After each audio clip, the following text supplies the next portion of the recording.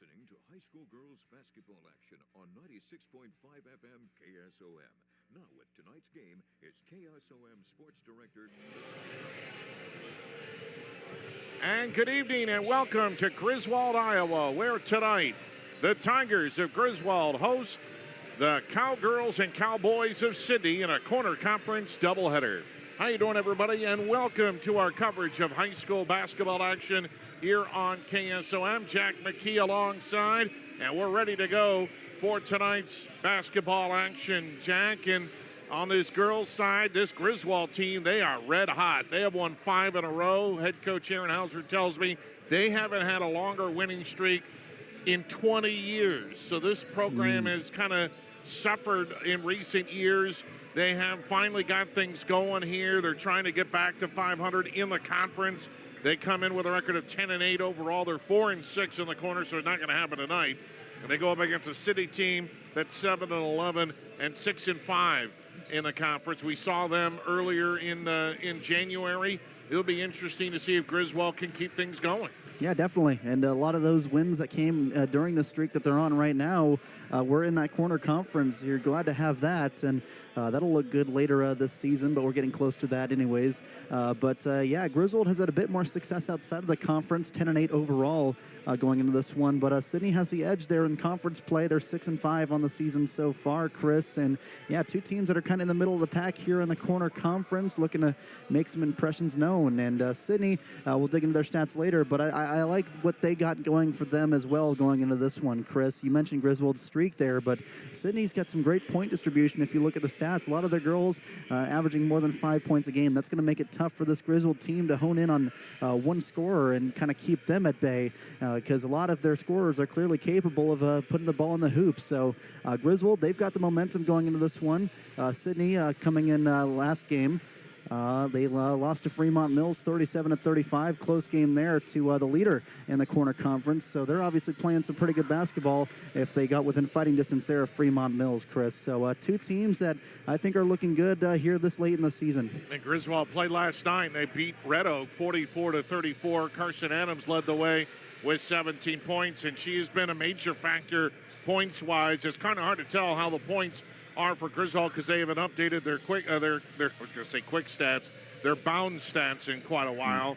But Amanda Hauser has been their leader, but Adams has been coming on as of late, and with her emergence, that head coach Aaron Hauser has said that's one of the reasons why they have their winning streak. We'll talk to him coming up in our Outfitters Plus Outlet Store Coaches Show, your home for personalized sports apparel in Atlantic. Tonight's game is also brought to you by Wyman's CarQuest and by Griswold Communications. We got basketball on the way here, Griswold and Sidney, coming up on KSOM. Who can you trust to treat you fair and get you back on the road? J.D. Wyman Service on Main Street in Griswold. Big repairs or general maintenance. Trust J.D. Wyman Service to get you on the road fairly. You're a certified auto do-it-yourselfer. You like the smell of grease, and that's why when it comes to parts, you buy them at Wyman's CarQuest on Main Street in Griswold. Because you care about what you put in your vehicles. Trust the tires, parts, and tools from Wyman's CarQuest in Griswold. Griswold Communications offers wireless routers and Wi-Fi extenders for Blue Surge internet customers that we maintain for a low monthly fee. With a Griswold Communications wireless router, mobile app access is included, allowing you to manage, automate, and secure your network. Wi-Fi extenders can boost signal in those hard-to-reach areas. Get a wireless router or Wi-Fi extender installed in December, and Griswold Communications will install it for free, a $25 value. Call us today at 778-2121. Plus Outlet Store Coaches Show as we get ready for tonight's doubleheader between Griswold and Sidney. Joining me now is the head coach for the girls basketball team for the Tigers, Aaron Hauser. And, Coach, things have been going really well for your team right now. How are you feeling coming into tonight's game against the Cowgirls? You know, really over the last couple of weeks, I think we've been able to put together a stretch where we've been able to just compete with every single game, and we're finally getting over the hump on a couple of things. We're getting to the point where we can now close out on with wins on some close competitive games, which is what we've been striving for all year. Well, we talked just before on the air. It's been a long time in Griswold history since you've had a winning streak like this. I mean, you've won 5 in a row. with wins over Stanton, Hamburg, Lenox, Essex, and last night over Red Oak, 44-34. What has been, the story for this team in this stretch? I know it sounds kind of cliche, but really just having the mindset that any single game for us to win is going to have to be a full 4 quarters of battling for every possession. The girls have really focused on just being able to compete, and then we are getting some confidence. Our defense across the entire court is getting pretty stiff and pretty salty out there. And the other change in the last 5 games is we've been able to find a little bit of offense and finding different opportunities to score the basketball too. How have you been able to generate offense? Well, the biggest thing is we've been able to get some additional scoring from Carson Adams. Starting the year, she was maybe in a little bit of a shooting slump, but the law of averages is kind of catching up with her. I mean, we all have confidence when she shoots the ball, and we always have. But some of those shots that we had expected to go in earlier in the year, and I know she did too, just weren't falling. And they're starting to fall, and that's been able to give us a much more balanced attack, another outside threat, and just spacing things out and allowing us to just score the ball more efficiently. Yeah. And then how about Amanda? Is she still handling the ball a lot and distributing? Yep, she still has her hands on the ball a fair amount of times, but the other thing is we are getting a little bit more diversified, both with when the ball's in the hands of both Carson and Amanda. They're doing a great job of looking for other people that are moving without the ball, and I'd say that's the other piece. Besides, not just on offense but on defense also. When we have 5 girls out on the court, we are truly playing as 5. Playing together and knowing that none of them can do it individually, and everybody's kind of stepping up and filling their roles right now. It's got to be exciting for you because there's not really a senior out there right now for your team. I mean, you've been pretty much starting a team of juniors and sophomores.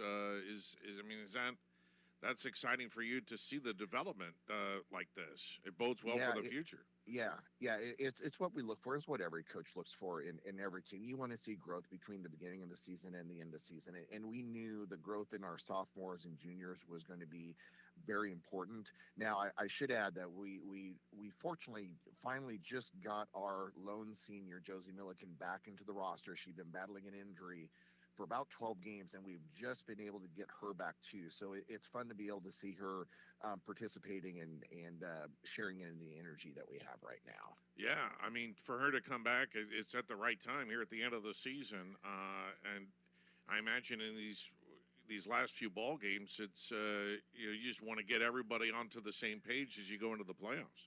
Yeah. I mean, we're excited with where we've been the last 2 weeks or so, but as we finish out the season and try to get ready for regional play, we don't have an easy game on the schedule. We think that we can be competitive in every game, but again, there's going to be a battle to be had in every game. But we're getting to the point that we're feeling that we can compete and just get us, like I say all along, we just want to be within 4 or 6 points with 2 minutes left, and then try to finish the game. And we're getting to the point where we've been able to have a little bit of success doing that. So what is going to be the challenges with Sidney? I mean, they don't have really one dynamic scorer. They have some size inside. What do you see as the challenges tonight with the Cowgirls? Sidney's going to be a handful for us tonight, and they have been the first. We've split with them so far this year. They have more size than we do, and they have great interior players. They have good shooters. They are well coached. They play diversity of defenses.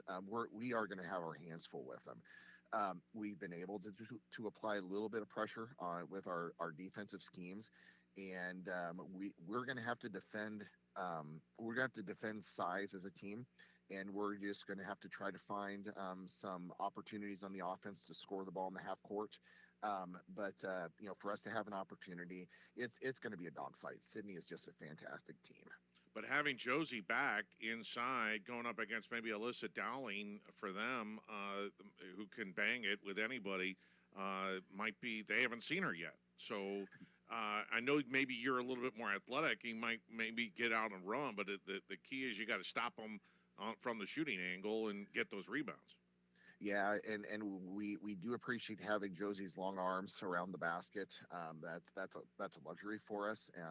And so, and she's a great communicator on the backside when we're looking at if we need to switch screens or switch back, cutting off cuts to the basket, dives to the basket. Yeah, we really look to Josie to be able to help fill that middle of our defense, not just physically, but from a communication standpoint too. And she's always done a great job for us. Well, a good test tonight here in the corner conference between two evenly matched teams. We'll see how it goes. Coach, really appreciate your time, and best of luck tonight against the Cowgirls. Thanks so much. All right, thank you, Chris. Aaron Hauser, head coach for Griswold Girls Basketball, with us here on our Outfitters Plus Outlet Store Coaches Show on KSOM. At Outfitters Plus Outlet Store in Atlantic, you'll find the latest apparel and promotional products in the newest colors and designs. Head to Outfitters and work with the design pros to make your customized tees, team apparel, and personalized swag for your business a reality. Whether it's fan apparel for your high school or youth sports team, your business, or you just want to make something your own, you'll have everyone saying, "Where did you get that?" Outfitters will also add your group store online to make ordering a breeze. Get personalized at Outfitters Plus Outlet Store in Atlantic. Stop in today.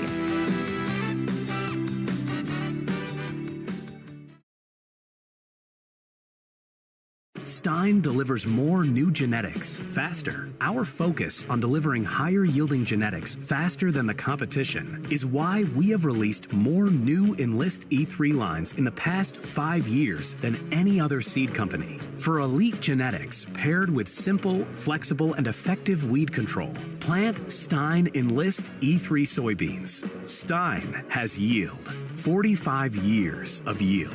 Learn more. All right, back here in Griswold as we get ready for tonight's showdown between the Tigers and the Cowgirls of Sidney. It is senior night here at Griswold, so they're doing the boys before the girls game. I would imagine they'll do the girls before the boys, which sort of makes sense. And there are 3 seniors on the Tiger boys team: Wyatt Silk, Braden Lockwood, and Nolan Smith. Nolan Smith injured. He comes on one of those carts that he's got. His leg is in a brace cast, and he's got it on one of those carts, and he rolls it on into. But they all dressed up too. They got, they look pretty slick. And we are on YouTube tonight, so you can watch it.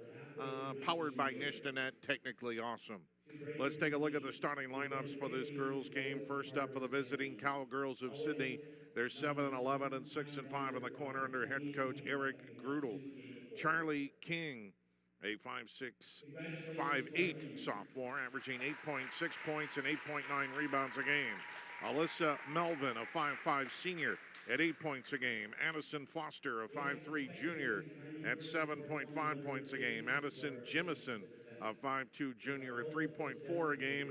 And Alyssa Downing, a 5'7" sophomore, at 8.3 points a ball game. They also have Shandia Morgan, a 5'7" sophomore, averages 4.3 points and 7 rebounds a game. And Kaylin Hale, a 5'5" sophomore, who averages 5.9 points a game. And now for the Tigers of Griswold. They're 10-8, 4-6 in the conference under head coach Aaron Hauser. They'll go with Bristol Wyman, a 5'5" junior, at 4.8. Carson Adams, a 5'5" junior, at 10.2. Amanda Hauser, a 5'9" junior, at 10.6. Sadie Gollenhorst, a 5'6" junior, at 5.5. And Josie Milliken, who was injured through most of the season, but she's been back now for the last couple of weeks, a 5'9" senior, averaging right around 3 points a ball game. Camille Dorscher, a 5'6" sophomore, can come off the bench, as does Alexis Steinoff, a 5'6" sophomore for Griswold. And we are about ready for basketball here tonight as the Cowgirls face the Tigers in a corner conference girls game. The boys will follow. We'll have it both for you here on KSOM. Our Old House Farm Supply tip-off is up next here on KSOM. When it comes to your investments, I know you have a choice. Hi, I'm Mark Smith, a certified financial planner and registered investment advisor with Principal Financial Group. Today I want to say thank you, Southwest Iowa. Thank you for allowing me the opportunity to serve the community for 39 years. Over the years, you've given me the opportunity to get to know you and your family. Thank you for your trust, your confidence, and most of all, your relationship. If I can help you with your financial plan, please give me a call at 712-243-2466. Mark Smith, Principal Financial in Atlantic. Got a leak? A clog? Or maybe it's time for a brand new bathroom. Furnace or AC needs some attention? Or are you interested in floor heating? Call Fikes Plumbing and Services. Your trusted local experts in so many areas is now serving the Greenfield and Atlantic areas. From quick fixes to major renovations, Fikes Plumbing and Services has you covered with fast, friendly, and reliable service. With 30 years of service, Fikes licensed professionals tackle every job with care, ensuring your home stays comfortable and safe. Don't wait. Call Fikes Plumbing and Services today for your HVAC, plumbing, sewer, and septic needs. When your home or business has been affected by water, fire, smoke, or mold, and you don't know what to do next, we do. From one room to multiple levels, we can do it all while working with you and your insurance company. Service Master by Rice is your local experts for residential and commercial restoration, offering emergency services 24/7, 365. To set up services, call 712-243-5373 with phones answered 24/7. Service Master by Rice serves all of Western Iowa.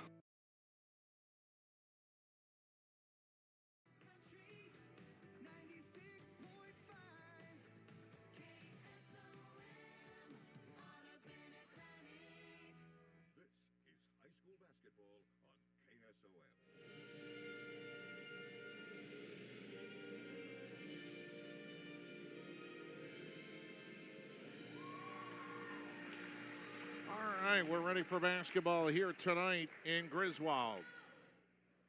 They have the remote control flag up at the top of the rafters that they can control, but they started to roll it back up before the song was even over with. It was a bit early there. They were in a hurry. Yeah, you see a lot of schools there. They're upgrading to the fancy automatic flag that goes up and down. I think some just still have it on the wall, but a lot of the schools are really upgrading to that thing.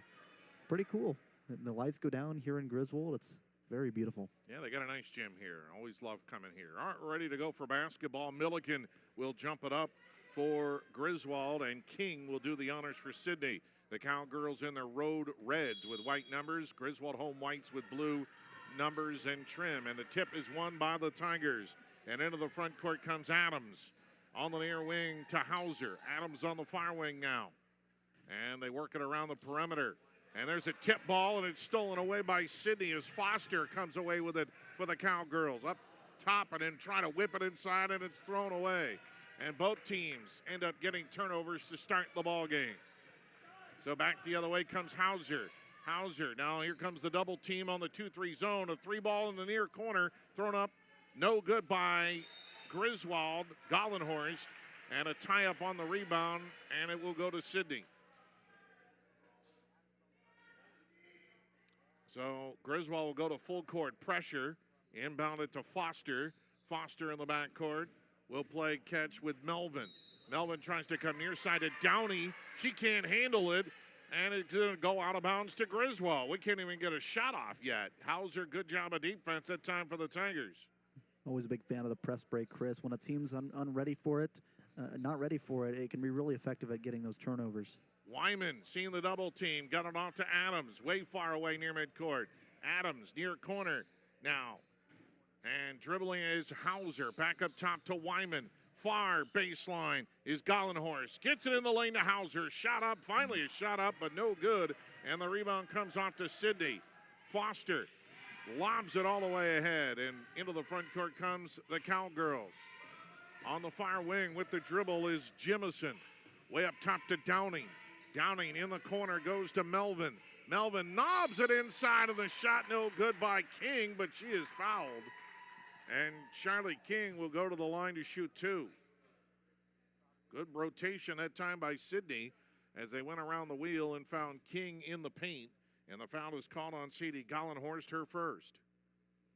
And the free throw rattles around, no good for King. She's only 28% from the field. Sidney has really struggled on the free throw shooting. They're just 37% as a team, way below average. And she missed them both, but Downing snuck in there, got the rebound, turns around, and lays it back up and in.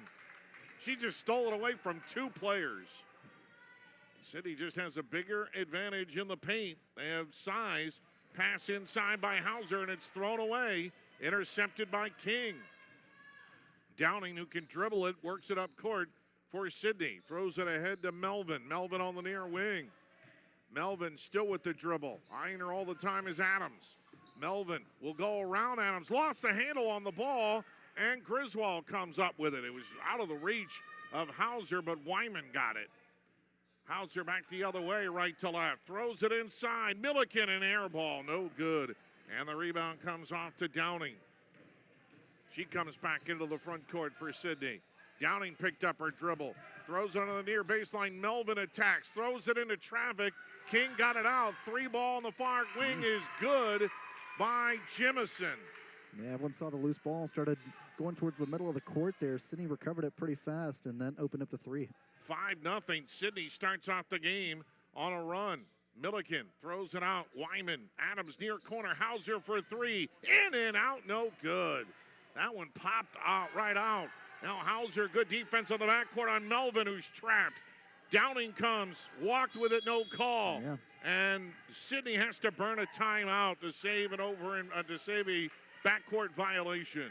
5-0. Sidney with the lead. Back after this on KSOM.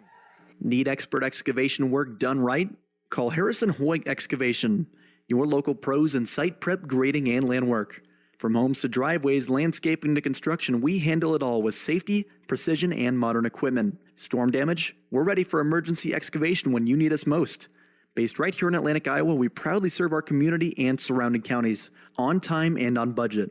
Call Harrison Hoyg Excavation today at 712-249-5137 or email harrison@hchexcavation.com. Tonight's game is brought to you in part by Oldtown Farm Supply, 205 Birch Street in Atlantic, your one-stop shop. We feed them all, small flocks to large feed operations. And coming into the front court is King. Bad bounce pass inside. It's stolen away by Hauser. Hauser comes back the other way, doesn't have numbers. Walked with it, no call. Milliken, they shovel it back. Adams for 3. No good at the back of the iron. Fight for the rebound. King won the fight, and then it's batted around, and they're still going at it on the floor is King and Gollenhorst are going after it. And Griswold's going to be able to keep it. Yeah, definitely trying to open up the deep ball here early in this game. If they can start making those shots, that might open up opportunities down low. Wyman on the near baseline looks to throw it in. All the way out, Gollenhorst looks to drive. Kicks it back out to Adams. Adams in the lane over Downing. Missed it. No good, and King the rebound for Sidney. Then she throws it away. Gollenhorst, now she lost it. And they throw it ahead to Melvin. Melvin on the far wing, doesn't have numbers, stops, whips it near side to Downing, hands it off to Jimison. Looking to make a move is Foster, far side to King. Foster lobs it into King, and Milliken snuck over there and tipped it away. Jeez, turnovers galore for both teams to start off.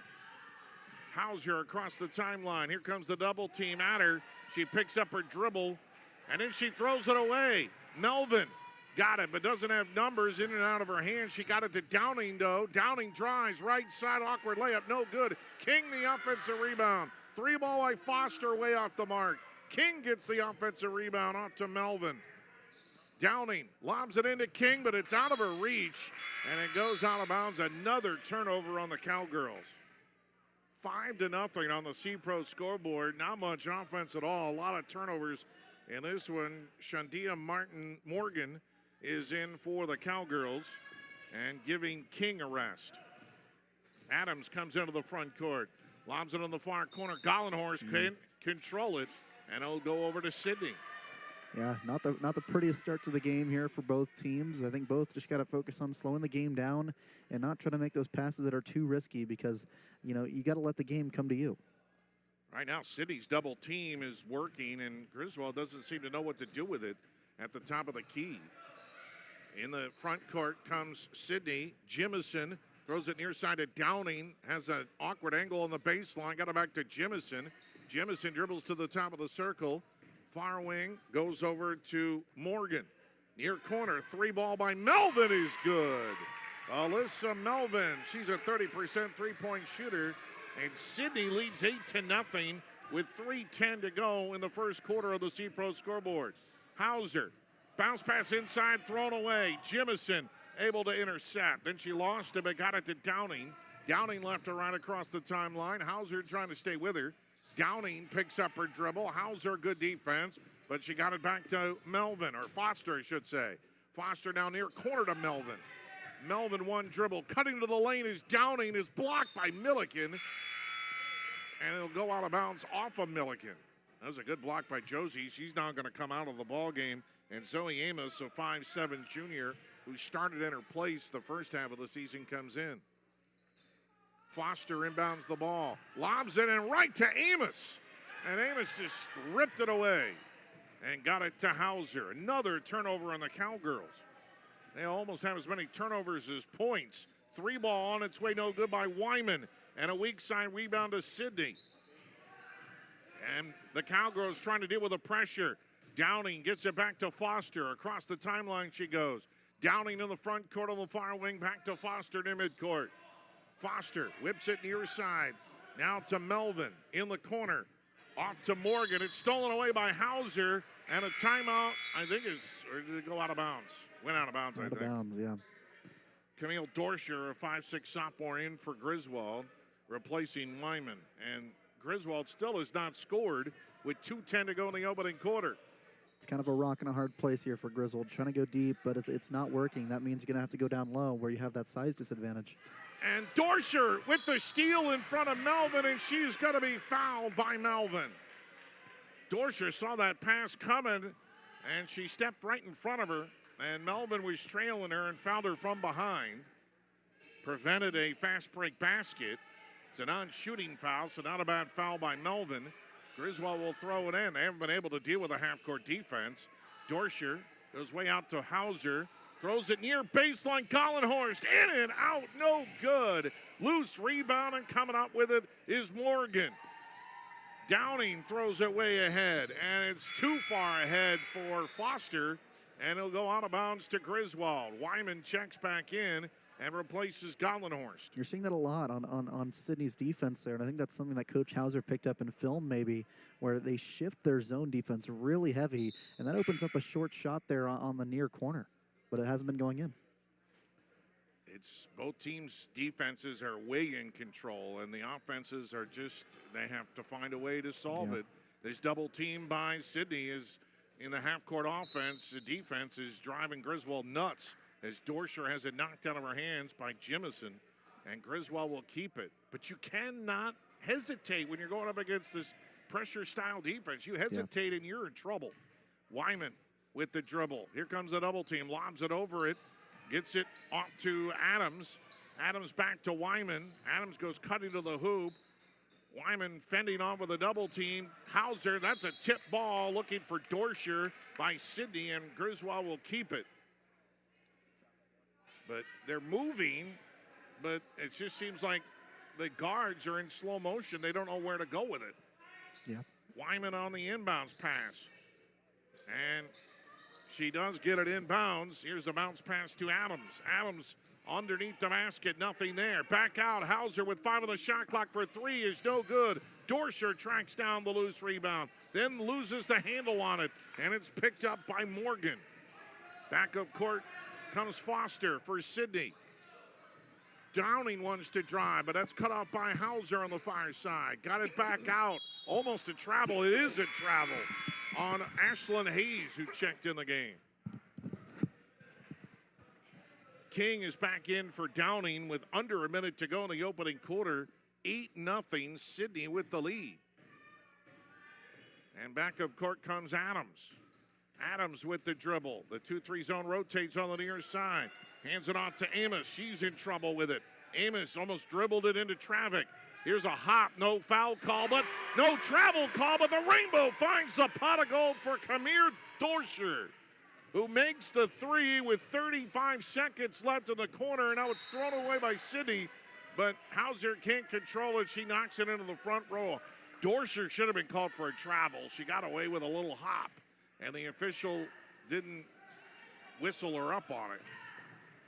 Morgan trying to throw inbounds, so Hauser used an elbow, but no foul called. Morgan with the dribble, maintains control for the Cowgirls. Jimison looks to drive, whips it on the near side to Hayes. Hayes inside to King, and a foul on Hauser with 17 seconds left. That's the first foul on Amanda Hauser, and the second team foul on Griswold. They say not in the act of shooting. So 17 seconds left here in the opening quarter. Alexis Steinoff, the 5'6" sophomore, comes in for Hauser so she doesn't pick up a second foul. Inbound the ball, and it's knocked out of bounds by Wyman. That was kind of a lazy lob pass by Foster. Kind of the story of Sidney so far in this game. I'd like to see much more quicker passes. Foster lobs it to King on the high post. Back to Foster. Foster whips it out to Jimison. Can't get a shot off. Hands it back to Foster on the far wing. Now hands it off to Morgan. Jimison dribbles on the near wing. She gives it off to Hayes. Hayes, and it's stolen away by Wyman, but the time runs out. And that's the end of the first quarter. And on your C-Pro scoreboard, it's not very busy right now. 8-3, Sidney with the lead. Back after this here on KSOM. Where will you be in 2, 5, or even 10 years? Do you dream of a more fulfilling career with greater earning potential? Let Iowa Western help you achieve those goals. This is Cindy Wetterland, Iowa Western Cass County Director, and all of our Iowa Western instructors are dedicated to your learning, growth, and advancement towards reaching your greatest potential. The Atlantic Center offers a wide variety of college credit coursework with small class sizes to maximize your experience and opportunity to excel. Start working towards your degree by stopping into Iowa. It's tip-off time, and Oath Out Farm Supply is here to support all our area basketball teams. We are thankful for our community's support of our business for over 30 years. During this time, we have served our customers carrying the top brands in the industry and have also developed and manufacture our own line of livestock feeds and minerals for all species. We have some of the best nutritionists backing us up to bring you top-of-the-line products at affordable prices. Turn the sound up and cheer on your basketball team, and as always, Oath Out Farm Supply is working with and for our valued customers. 8-3 on the C-Pro scoreboard. I know it's low scoring in this conference, but man, this is ridiculous. Yeah, and you wonder how do you get that production to start going again, especially if you're Griswold. I mean, this is a team that's going in with a 5-game win streak, and not only have they won those 5 games, they've scored 44 points or more in those 5 games, so got to get that production going. 1 of 9 shooting in the first quarter. In the lane, Hauser, just inside the free throw line, drains it. And Griswold starting to maybe catch a little fire. 8-5, Sidney with the lead on the C-Pro scoreboard. Half-court trap. Melvin loses the ball. It rolls on the floor. It's picked up by Adams.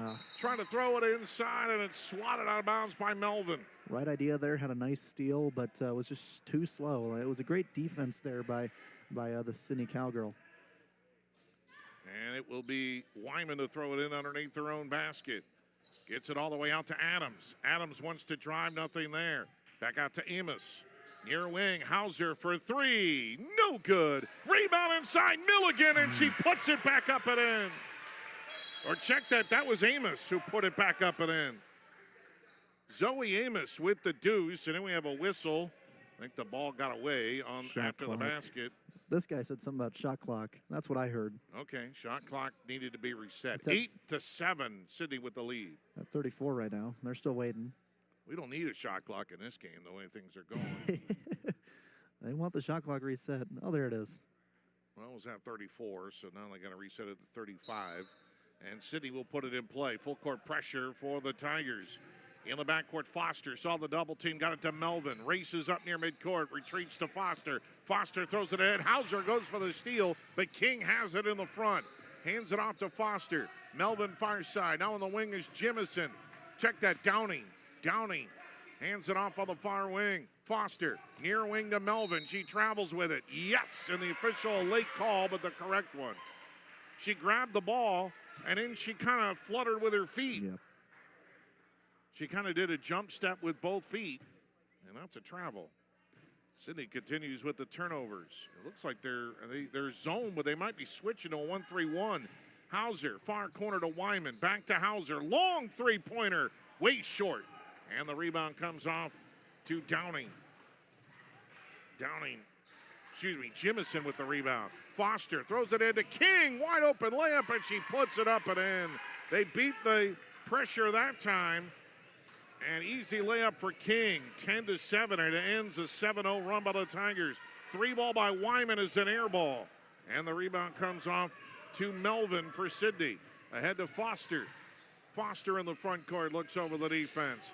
Foster bounce pass inside. King turnaround jumper, no good, but a foul called inside on Gollenhorst.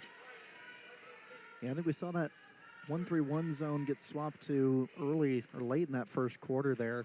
I think the idea there is to help cover those baseline shots that Griswold's been taking.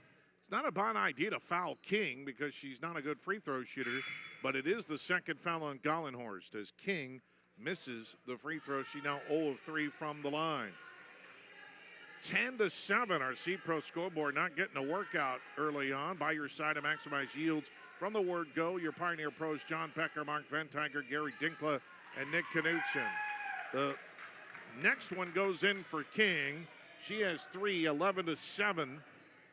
Sidney on top. Hauser into the front court. Double team. Got it up top to Wyman. Wyman puts it on the deck. Lobs it over the head of Hauser and ends up in the Sidney bench. 6:01 to go in the second quarter. And Foster has it on the backcourt. Wyman contesting her all the way. Foster across the timeline. Foster dribbles near side now. Foster, out comes Downing with it. Downing, way far away from the hoop. Downing looking for somebody to move. Instead, she's going to dribble it, go to the left side. Layup no good. And the rebound is Dorscher's. Yeah, had the idea there. Saw the lane wide open, but couldn't execute. Adams lobs it. Hauser fakes it. Far side. Wyman for 3. In and out, back in. Bristol Wyman, the triple is good. And now almost stolen away by Wyman as they cut the lead to 1, 11-10. Long pass ahead to Jimison. Deflected ball by Hauser. Jimison touched it. Yeah, she touched it. The ball was still in the air and it hadn't hit out of bounds yet. And so it's going to be Griswold ball. Yeah, press is still working well for Griswold here. And you wonder as a head coach when to press, when not to press here. But it's producing turnovers here early in the second quarter. Stay with it. Yeah, lob it near corner to Dorscher. On the near wing to Hauser. Milligan trying to set a screen and go far side. Adams open for 3. In and out, no good. And the rebound comes off to Melvin, and she's fouled in the backcourt by Dorscher. Griswold has only made 1 3-point shot. 2, 4, 5, 6, 7, 8. They're 1 of 9 on their threes. And they're only 3 of 15 overall shooting. 11-10, Sidney with the lead. Stolen away by Wyman. Wyman in the backcourt. Hands it off to Adams. Wyman in the far corner for 3. No good, and air ball. Rebound to Melvin. Hands it off to Jimison. Jimison runs into the front court and gets it off to Foster. Foster up top to Downing. Downing with the dribble. Dorscher double teams. Lob. Good catch by Jimison, but had an awkward angle. Dribbles it back out of the wing and picks up her dribble. Then whips it to Foster. Up top. And now a lob to Jimison. And it's blocked from behind by Milligan, but it goes to King. She misses it. And the rebound is tipped out and controlled by Wyman. Into the front court. Adams for 3. No good. Rebound Wyman. Puts it up. That's no good. Rebound comes out and King has it.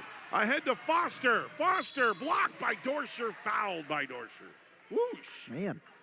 What a sequence that was. A lot of back and forth here. I'm really liking what I'm seeing out of a Bristol Wyman of Griswold. She's had 2 good transitions there where she's not scoring, but she's slowing the game down and showing great vision and making sure that transition fast break doesn't go to waste. First foul on Dorscher, and the free throw is no good. Thrown up by Foster. Addison Foster, she is only 4 of 8 from the free throw line this year. Well, she handles the ball. She'd be shooting a lot more free throws. Second one is no good. She missed them both. And the rebound tracked down by Dorscher. Under 4 minutes to go in the second quarter. Sidney still with the lead. Adams near corner all the way up top to Dorscher. Dorscher dribbles far side into a double team. And then she traveled. She tried to get it back out to Adams, and Foster was in the way. So was King. King comes out. And looks like Downing, no, check that, Morgan is back in, replacing her. Morgan plays catch, and Melvin comes into the front court. Melvin had Downing inside, but didn't get it to her. Morgan, it's tipped away by Dorscher. Morgan is in the backcourt. Foul on Dorscher. She just got a little too aggressive. Yeah, had a great little pickpocket there. Forced her into the backcourt, but yeah, I got a bit too excited there. Defenses are ruling the roost. Neither offense could really get much going here. Zoe Amos will come in replacing Dorsher because she picked up her second personal foul. That's the team's fourth, so the next one we're shooting in the double bonus. Inbounded to Jimison. Jimison comes into the front court. Hauser doesn't have help, but she stays between her and the basket. Morgan up top to Foster. Foster dribbles near side, back up top to Downing. Downing with the dribble, spins to her left. Kick out, Morgan won't shoot the three. Way out to Melvin. 15 on the shot clock. Foster drives, shot over Amos. Way off the mark, no good. And the rebound comes off to Sadie Gollenhorst. Or should I say that was Amos. Into the front court is Steinhoff. Steinhoff way out to Gollenhorst. Lobs it far wing to Adams. Steinhoff left open, she won't shoot the three. Gollenhorst stumbles a bit. Bounce pass Adams, steps up, long two, misses it. Rebound Milligan, tied up with Morgan. Jump ball, and the arrow, I can't see the arrow. It's going this way, the other way towards Sidney, I guess. And the poor shooting for Griswold continues. Oh, man. I think they're outplaying Sidney, but they just can't get a shot to fall. Yeah. 2:42 to play in the second quarter, and there's a mistake by Downing. She tied herself up, but I think she got bailed out on a foul call. Yeah, block and foul there. Griswold, they ran a really, really heavy press there. It was a lot heavier than I think what we've seen before, and got a bit too excited there on the far corner because they trapped Downing, but shoved their hips in a bit too much. And it's on Sadie Gollenhorst, and that's her third personal foul. That's a foul that Gollenhorst just, you cannot do. Downing hits the first free throw, 77%. She is the exception to the rule on the Cowgirls from a free throw perspective. I mean, 37% as a team. She shoots 77%. So without her, they're like in the 20s. She hits them both. She has 4, and it's 13-10. Sidney with the lead out, stolen away by Melvin, but she stepped out of bounds. Sidney, even when they get a steal, they turn it over. So Griswold put it in play. Here comes some full court pressure by the Cowgirls. Wyman on the run, runs right into Melvin. No call at all. The ball is loose. Jimison picks it up, throws it into the front court, and now we got a foul called on Griswold. Wow, interesting sequence of events there. Bristol Wyman ran right into the trap there, but I think the Sidney defender didn't have their feet set in place, so it wasn't a charging foul, but they also didn't call a blocking foul either, so interesting no call there, I think. Steinhoff is called for the foul. Melvin will shoot 2 and hits the first free throw. Melvin is only 29% from the line. Eiley Baxter was in there for a brief amount of time for Griswold, but she's out of there now. Second one is good by Melvin. And it is 15-10, Sidney with the lead. On the run in the front court comes Steinhoff, but then she traveled. She saw the pressure. She was dribbling it down court. She wanted to pass it, but she was still moving, and her momentum was carrying her forward. 2:22 to go in the second quarter. Melvin lobs it. Downing travel with it, no call. She's pivoting around at the high post. Off to Melvin for 3, and she hits it. Alyssa Melvin, who hit one in the first quarter. She hit ones here. She has 8, and it's an 8-0 run or 10-0 run. And Aaron Hauser wants a timeout for Griswold with 2:06 to play in the second quarter. 18-10 is the score. Sidney on top of the CPRO scoreboard. We're back in 30 seconds on KSOM. Make sure you're getting the best coverage for you at the most competitive rate. Hi, this is Nick Carnes with Brocker Carnes & Carnes. We are an independent insurance agency that offers coverage for your home, auto, life, farm, and everything in between. But mostly we are here to help. As an independent agency, we can shop around for the best rates and coverages from multiple companies. Stop by one of our offices or go to BrockerCarnes.com for a quote on your insurance. Let Brocker Carnes & Carnes help you get the best coverage at a competitive rate.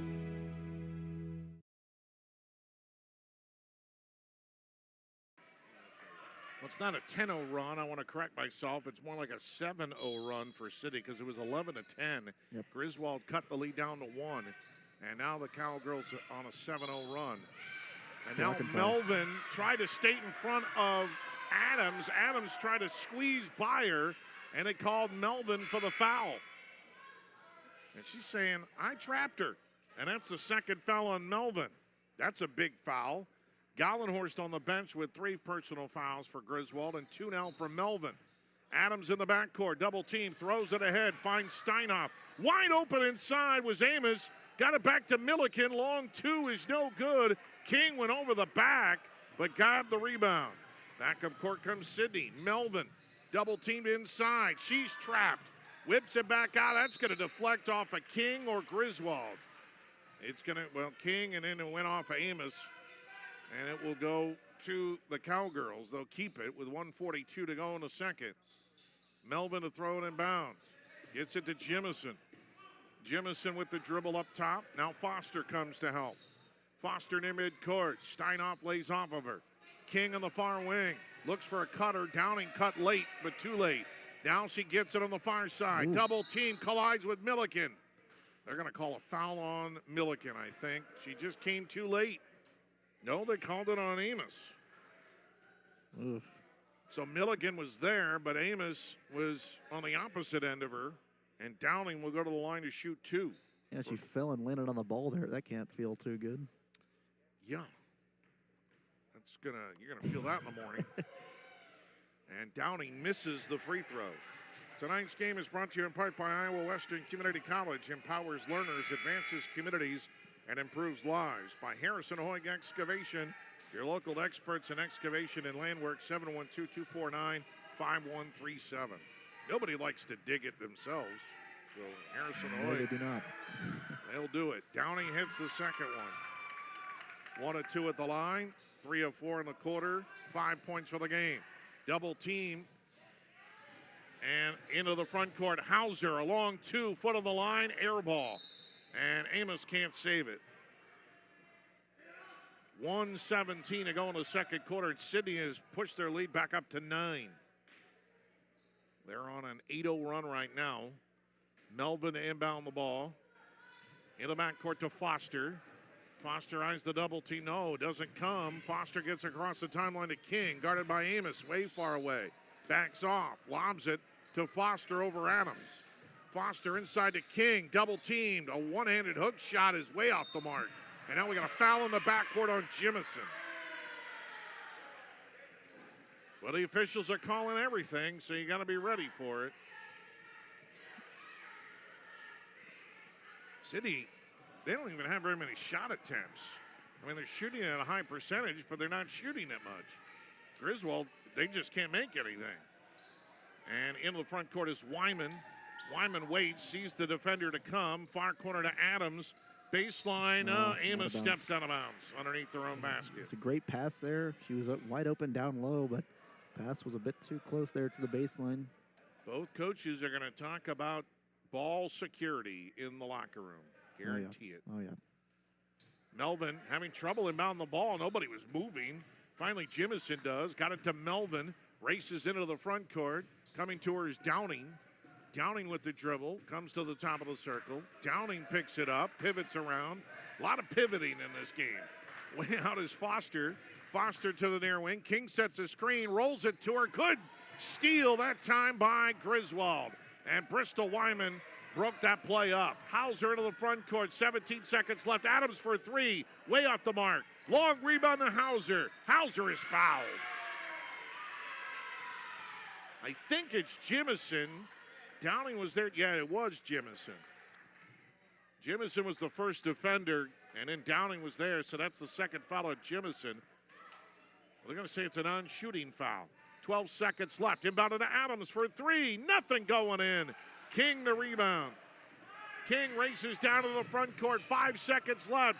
Double team. Lost the ball. Lobs it to nowhere's land. And that's going to be the end of the first half. And on the C-Pro scoreboard, it's not getting a workout tonight. Sidney with the lead over Griswold, 19-10. Back after this here on KSOM. What's it mean to be in good hands? It means you get an expert agent who's in it for the long haul. We'll get to know you and be there for you as your coverage needs change. I'm Craig Hummel at Hummel Insurance Services, and we work with Allstate Insurance. Let us help you choose the right amount of protection to meet your needs and see for yourself what it means to be in good hands. Call Call Hummel Insurance Services or stop in anytime.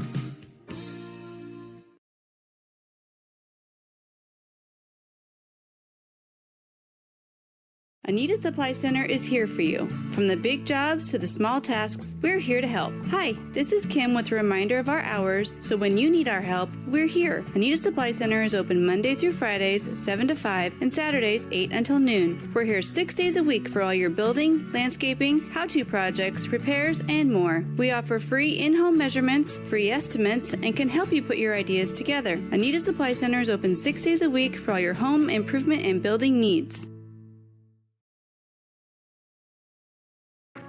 Cass Health in Atlantic, Iowa is a nationally recognized hospital, and we are proud of the awards and all of our recent accomplishments. But do you know what drives us to be the very best? You. We're passionate about helping our patients heal and feel their very best at any age and any stage of life. Cass Health, neighbors caring for neighbors.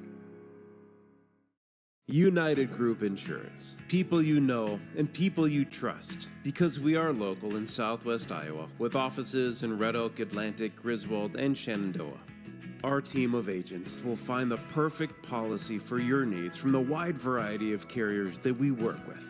We offer policies for home, auto, life, farm, health, and commercial with vast experience in both hail and crop insurance. Learn more at unitedgroupins.com today.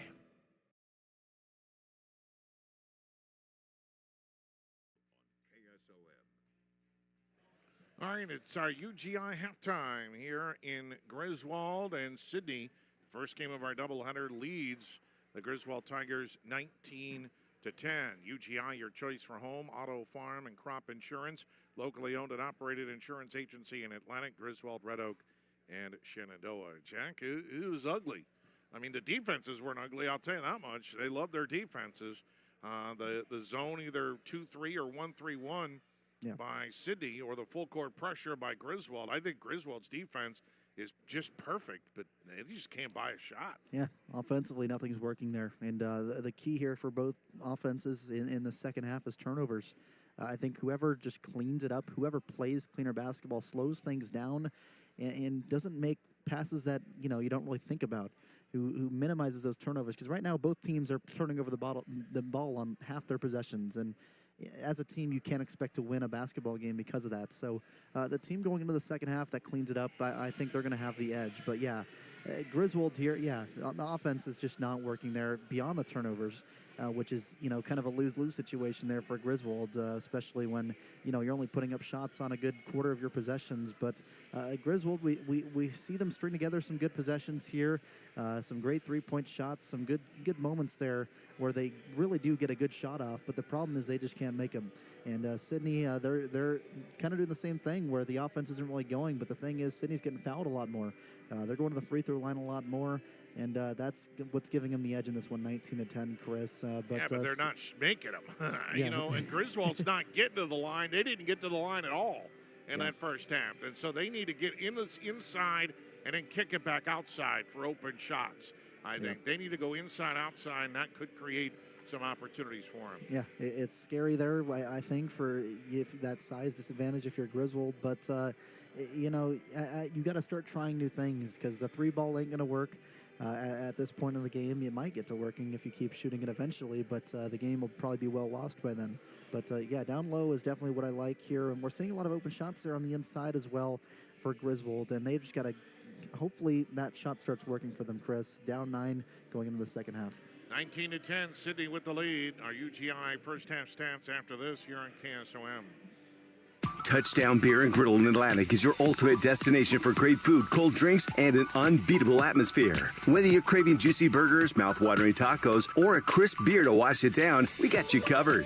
Enjoy a wide range of appetizers, wraps, sandwiches, and indulgent desserts, perfect for sharing with family and friends. With a fun and friendly vibe, it's a perfect spot to catch the game, hang out, make lasting memories. From the first bite to the last sip, Touchdown Beer and Grill delivers the ultimate hangout experience. Come for the food, stay for the fun.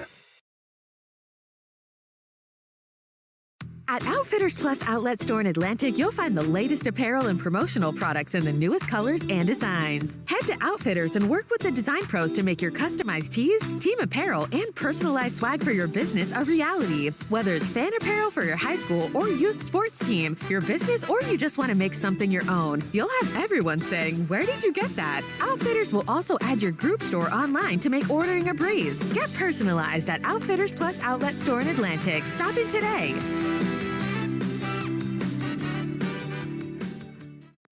Who can you trust to treat you fair and get you back on the road? J.D. Wyman Service on Main Street in Griswold. Big repairs or general maintenance. Trust J.D. Wyman Service to get you on the road fairly. You're a certified auto do-it-yourselfer. You like the smell of grease, and that's why when it comes to parts, you buy them at Wyman's Car Quest on Main Street in Griswold. Because you care about what you put in your vehicles. Trust the tires, parts, and tools from Wyman's Car Quest in Griswold. Griswold Communications offers wireless routers and Wi-Fi extenders for Blue Surge internet customers that we maintain for a low monthly fee. With a Griswold Communications wireless router, mobile app access is included, allowing you to manage, automate, and secure your network. Wi-Fi extenders can boost signal in those hard-to-reach areas. Get a wireless router or Wi-Fi extender installed in December, and Griswold Communications will install it for free, a $25 value. Call us today at 778-2121. All right, our UTI halftime, 19-10, Sidney. Griswold had cut the lead to 11-10, but an 8-0 run by the Cowgirls to end that first half. For Griswold, not much scoring as you might expect. Bristol Wyman with 3, Camille Dorscher with a 3, Amanda Hauser with 2, Zoe Amos has 2 points. Griswold just 4 of 24 from the field for 17%, 1 of 13 on their three-point shots. They did not go to the foul line. For Sidney, they're led by Alyssa Melvin with 8 points. She has a couple of threes in the game. Alyssa Downing with 5. Addison Jimison has 3. Charlotte King has 3. Sidney was 5 of 13 from the field for 38%, 2 of 3 from their three-point shots, 6 of 12 from the free throw line. So there you go. I mean, Griswold took 11 more shots, but they had one less basket. And Sidney, free throws, shooting, fouls. Griswold has to find a way to lay off the fouls and not send them to the line. Yeah, and it feels like a much taller task because of how slow the pace of this game has been, Chris. But, I mean, all they need is a few good stops and a few good shots. And suddenly they're right back in this one. And hopefully we'll see that here in the second half. That is our UGI halftime. Sidney leads 19-10. Second half action coming up after this here on KSOM. United Group Insurance. People you know and people you trust. Because we are local in Southwest Iowa with offices in Red Oak, Atlantic, Griswold, and Shenandoah. Our team of agents will find the perfect policy for your needs from the wide variety of carriers that we work with. We offer policies for home, auto, life, farm, health, and commercial with vast experience in both hail and crop insurance. Learn more at UnitedGroupINS.com today. Stein delivers more new genetics faster. Our focus on delivering higher yielding genetics faster than the competition is why we have released more new Enlist E3 lines in the past 5 years than any other seed company. For elite genetics paired with simple, flexible, and effective weed control, plant Stein Enlist E3 soybeans. Stein has yield. 45 years of yield. Learn more at steinseed.com. For more information, contact Trey Bricks at 712-249-2503. When it comes to your investments, I know you have a choice. Hi, I'm Mark Smith, a certified financial planner and registered investment advisor with Principal Financial Group. Today, I want to say thank you, Southwest Iowa. Thank you for allowing me the opportunity to serve the community for 39 years. Over the years, you've given me the opportunity to get to know you and your family. Thank you for your trust, your confidence, and most of all, your relationship. If I can help you with your financial plan, please give me a call at 712-243-2466. Mark Chris and Jack with you here in Griswold. Sidney with the lead 19-10. Adams comes into the front court, tries a bounce pass, and it's deflected out of bounds by Melvin. Griswold now moving left to right on your radio dial. Don't forget, we're on YouTube, powered by Nishtanet. Technically awesome. Milliken back out on the near wing to Wyman. Up top to Adams. Adams in the near corner. Wyman didn't shoot it. Lob it up top to Hauser. She'll shoot the three. And in and out, no good. Rebound inside. Gollenhorst able to get it back to Hauser. Adams near wing for three. No good. And the rebound comes off to Melvin. And that's a good possession there. No points, but you saw two good shots there for Griswold. Got to keep that up. Melvin hands it off to Downing in the front court. Downing will dribble to the top of the circle. Looks to attack right down the lane and lays it up and in. Nobody helped to defend her. And it's 21-10. It's a 10-0 run right now for Sidney going back to the second quarter.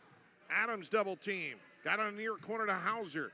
Hauser trying to back her way into the baseline. Whips it inside of Milliken. Off her fingertips. Melvin has a 2-on-1 break.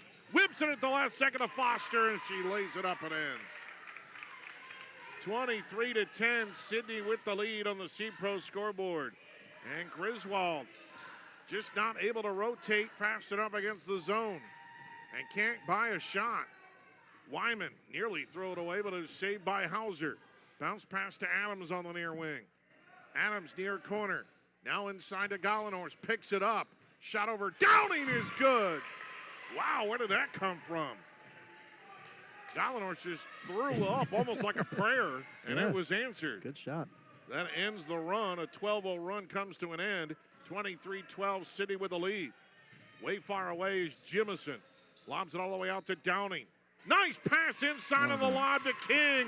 She got deep on the blocks, and she lays it up and in, but a great pass by Downing. Yeah, it's beautiful there. Pushed her up to the high post and then just cut immediately back to the basket. Saw it perfectly.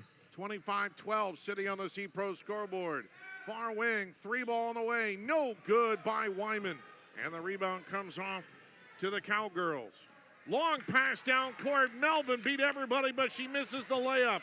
Got it back. King inside. No good. Milliken got shoved in the back, but no foul call, but Wyman grabs the rebound. Boy, that was a great opportunity for Sidney, and it came away empty-handed. Hauser lobs it far corner. Adams launches the jumper and air ball. Rebound comes off to Sidney. Foster way far ahead, beat everybody and lays it up and in.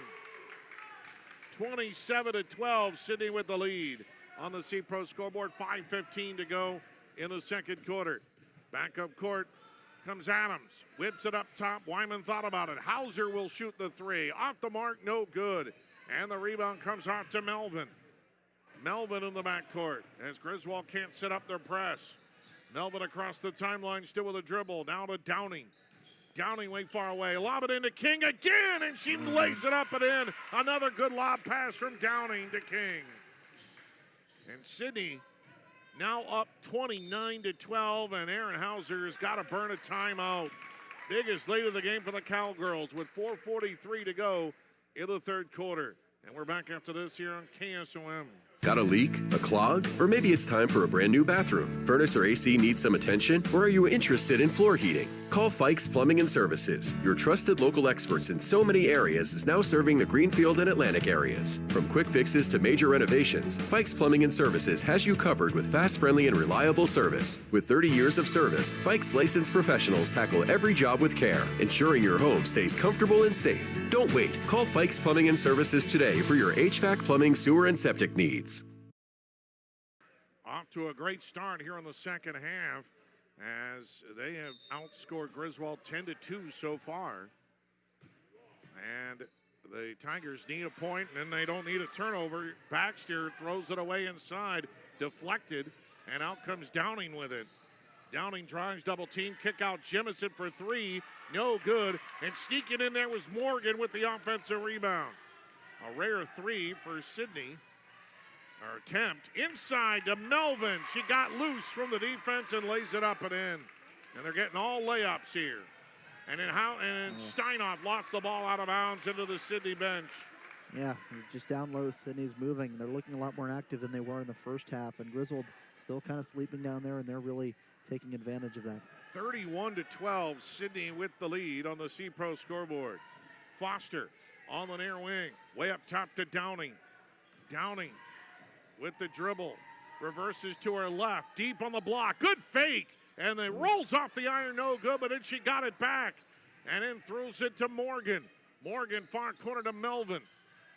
Melvin lobs it inside again to Downing. Lost it, got it back. Shot up, no good, but she is fouled. And Downing will go to the line to shoot 2. Right now, Griswold is a little deflated. They cannot set up their press. And clearly, Sidney has done a very good job of better transition basketball here in the third quarter as Downing misses the free throw. We're going to have 5 come in here, hopefully hustle more on defense down low. Well, I think Hauser wanted to send a message to his starters. It's like, let's get it together, girls. And so he brought all of them out. Now they're come back in. Downing's second one is good. And she has 8. And it's a 20-point lead for Sidney, 32-12 with 3:44 to go in the third quarter. Adams way up top to Wyman. Wyman sees a double team. Adams inside to Milliken. Back out. Adams for 3. No good. And a good block out by Downing allows Jimison to clear the rebound. Throw it all the way ahead to Morgan. Morgan doesn't have numbers. Backs it out to Jimison. Way up top to Foster. Foster near side Jimison. Downing launches a 3. No good. And the long rebound comes off to Bristol Wyman. Downing only 22% on her threes. Didn't need to take that shot with a 20-point lead. Hauser at the top of the circle. Near side, Adams launches another one. No good on that 3. Weak rebound. Oh, you got to go after that ball. It just goes out of bounds. I mean, Griswold kind of let it go. It's like, run after it. Man, no confidence right now for the Tigers. Sidney will put it in play. It's another thing there. You talk about offensive rebound. It's always more of a luxury, but I haven't seen anything going on for Griswold. Well, there's a break on the inbounds pass to Hayes. She stepped out of bounds for the Cowgirls. So Griswold will get a little unforced error and another turnover on Sidney. Adams in the corner. And dribbling all the way out is Gollenhorst, or should I say Wyman. Hauser near corner. Whips it back up top. Adams picks it up off the deck. Lobs it on the near wing. Now near corner. Hauser for 3. No good. And rebound comes off to Hayes. Hayes dribbles it in the corner, double team, but lobs it back to Downing. Downing races into the front court. Nice pass ahead to Melvin. Hesitates, shot up, good. Got around Gollenhorst. And Melvin has 12. 34-12. Sidney with the lead with 2:20 to go in the third quarter. In the near corner, Hauser. Up top. Ooh. Oh, Wyman wanted to fake it. Got miscommunication with Adams. Milliken to Hauser. Hauser looking to drive. Throws it away inside. Nobody home. Intercepted by Hayes. Ahead comes to Melvin. Melvin sees Milliken inside. Pops it back out to Downing. Hayes. Far corner to Morgan. Downing drives from the wing. Shot up no good, but she draws the foul. See, she drove with confidence and going to the free throw line, and Griswold is not doing that. So Downing will go to the line to shoot 2. The foul is called on Carson Adams, her first. And right now, Griswold, they just can't figure out anything. They can't make a shot, and everything else is going wrong for them. Camille Dorscher will come in and replace Josie Milliken. Just 12 points for Griswold with just under 2 minutes to go in the third quarter. And Downing will make both free throws.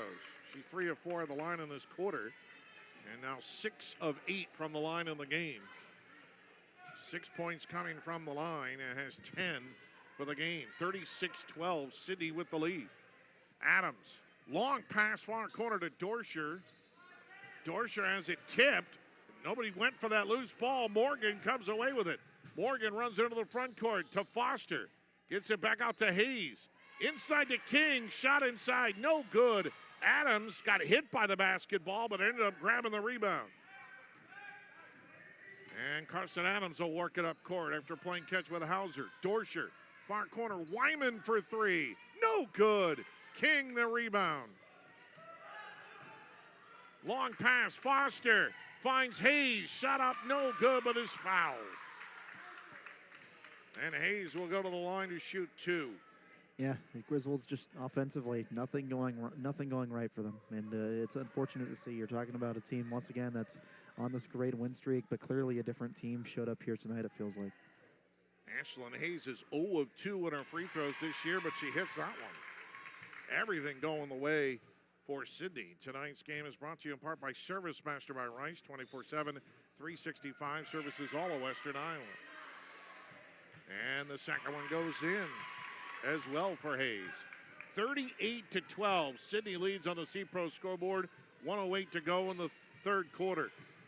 Back the other way, Gollenhorst lobs it way up top. Wyman didn't even look at the basket. Wyman double team. And almost lost her balance. Dorsher comes to help, and then now it's deflected into the front row as Jimison comes to knock it away. Melvin, a brief rest, and she'll come in replacing Foster. A lot of smiles for Sidney right now. Whips it on the near side to Gollenhorst, a long pass. Back to Dorsher. Far corner, Adams for three. Rainbow finally finds a pot of gold for Carson Adams. Her first points of the night. 38-15. Melvin travel with it, but no call. Morgan, far corner, trying to answer for three. It's no good by Morgan. But the rebound comes to King. Way up top to Jimison. Now Melvin into the lane, floater, no good. King the offensive rebound again. Hayes inside to King, turnaround jumper, good. 40-15, 12 seconds left here in the third quarter on the C-Pro scoreboard. Adams far side to Wyman, 5 seconds left, gotta whip something up in the corner, and Gollenhorst, oh wow, a foul is going to be called with 1.4 seconds left, but it's only the first foul on Sidney. So Griswold has a catch and shoot opportunity here. The foul is called on Jimison, her third. Adams to inbound the ball. Adams to Hauser. Catch, shoot, miss. And we are done with three quarters. Sidney in command, 40-15 on the C-Pro scoreboard. Back after this here on KSOM.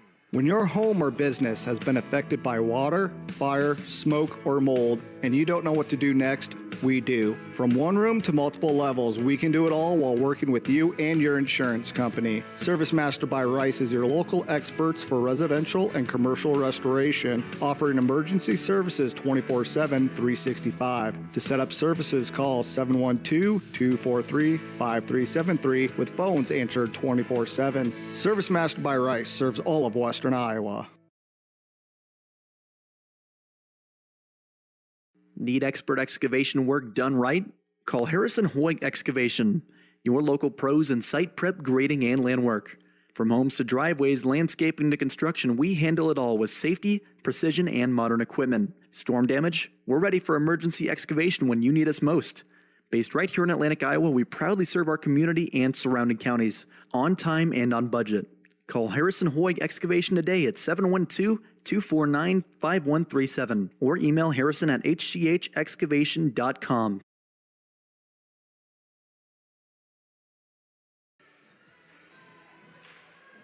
All Sidney in the first game over a doubleheader. They lead Griswold 40-15 in this corner conference matchup. Fremont Mills was the winner of the postseason tournament. They actually, not a postseason tournament, it was a corner conference tournament they hold every year, both boys and girls. As we have a deflected pass out of bounds, it'll still be Sidney ball. Fremont Mills lost earlier in the year to East Mills, but then got revenge, won in the championship game, and then beat them a couple of nights later in another regularly scheduled game. So Fremont Mills is 14-4 overall, 9-1. Bedford and East Mills are pretty much in second place in the conference. Downing turns around, stumbles a bit. Get it back outside Foster. 12 of the shot clock. Near corner to Hayes. Or Melvin, I should say. Jimison lobs it far side to King. 5 of the shot clock. A three is good! Charlie King, her first 3 of the season. She was 0 of 1 coming in. Everything going Sidney's way. They lead it 43-15.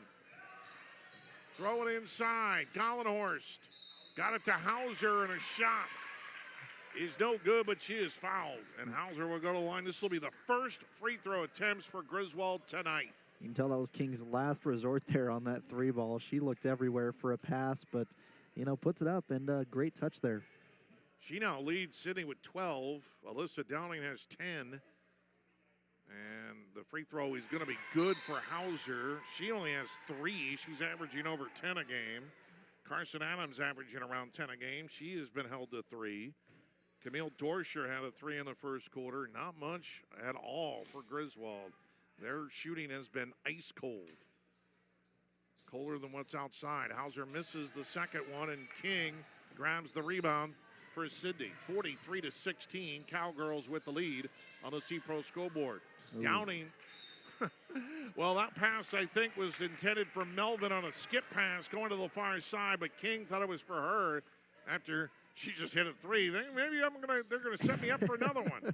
No, she deflected that pass out of bounds. Griswold will keep or get it back. Adams in the middle of traffic. Hauser got away, misses the layup underneath the basket. Shut up, good in the foul. That's the way you do it.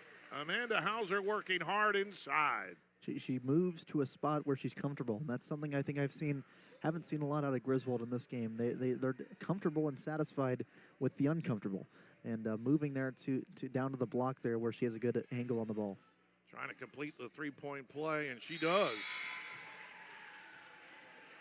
Hayes will come in replacing Jemison for Sidney. 43-19 on the C-Pro scoreboard. Foster in the backcourt, half-court trap.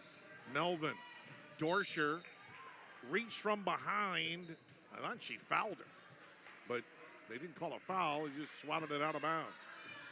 Foster gets it on the inbounds across the timeline. Way out is Downing.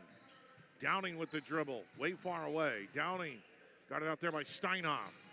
Near corner now to Hayes, inside to King. Backs her way in, back out. Downing for 3, no good. King gets the offensive rebound. Hayes near baseline, buries it. Ashlyn Hayes, a big offensive rebound. Makes it off the rebound from King. And it's 45-19, Sidney on the C-Pro scoreboard, and then Griswold throws it away.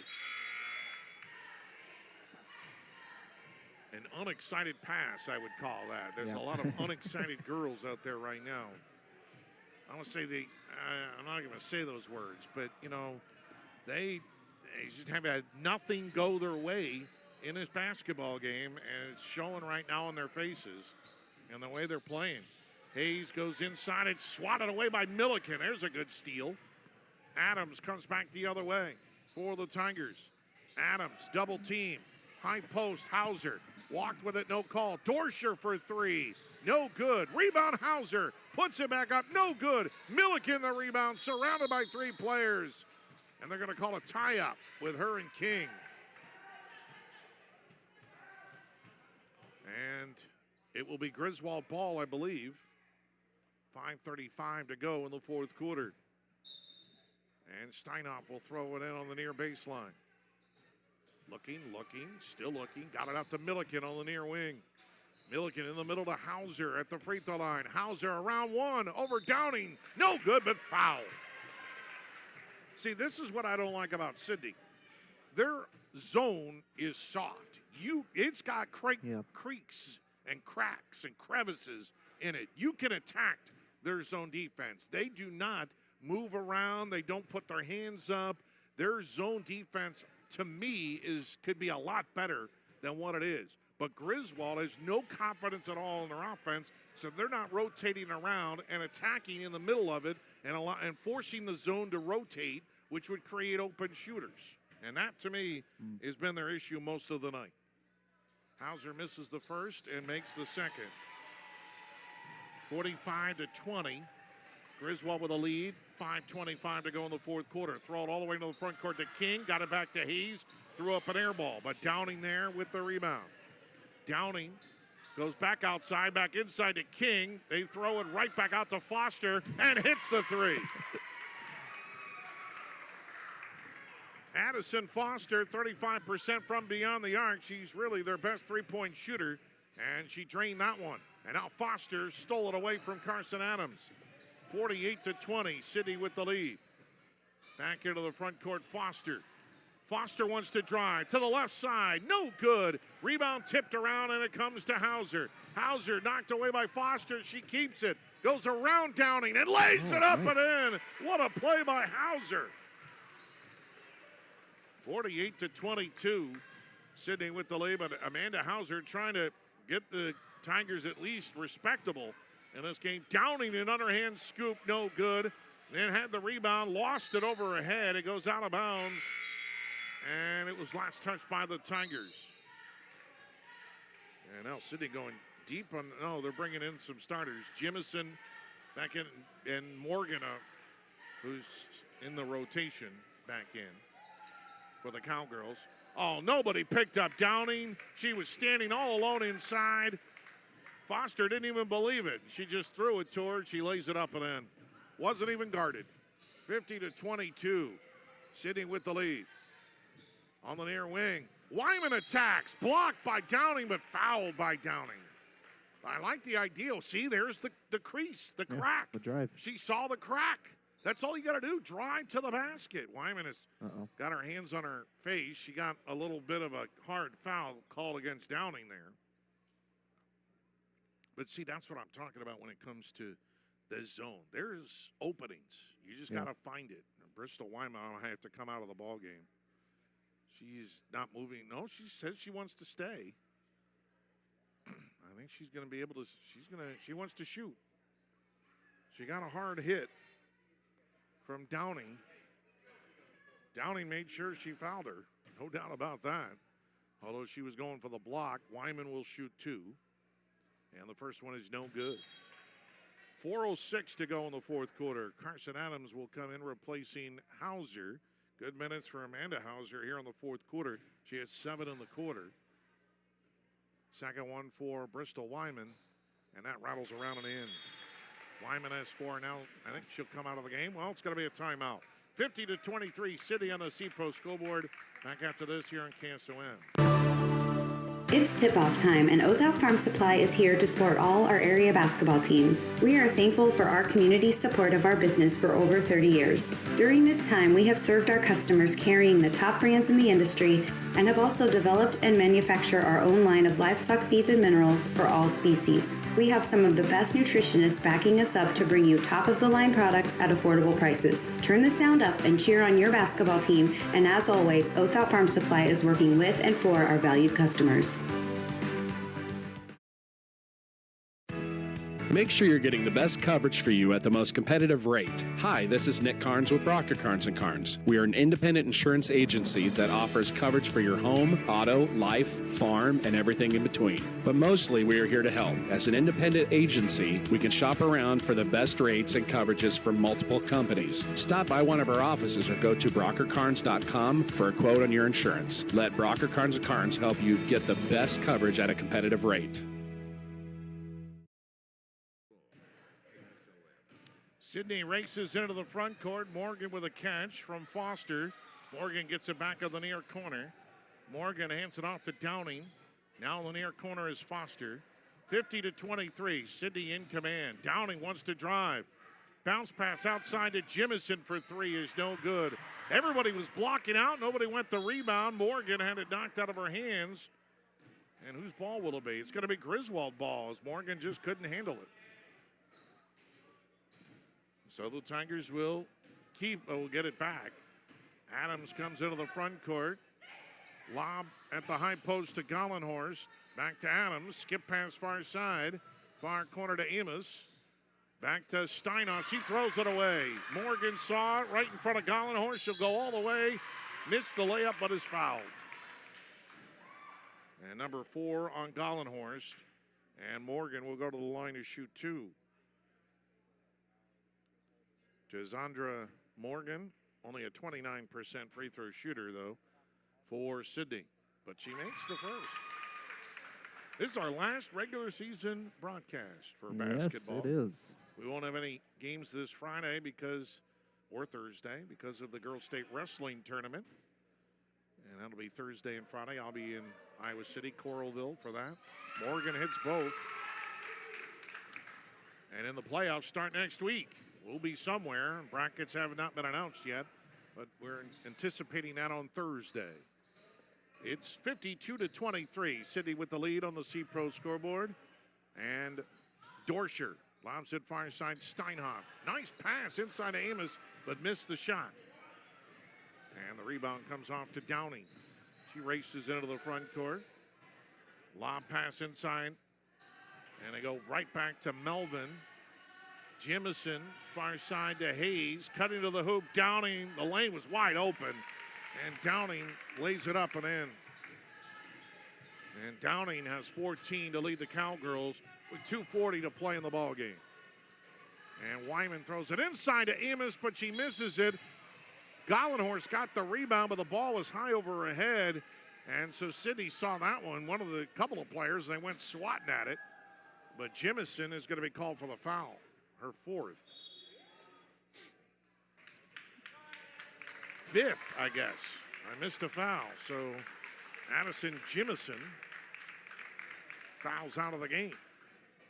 She fouls out with 3 points. Addison Jimison, she spells her first name A-D-Y-S-E-N.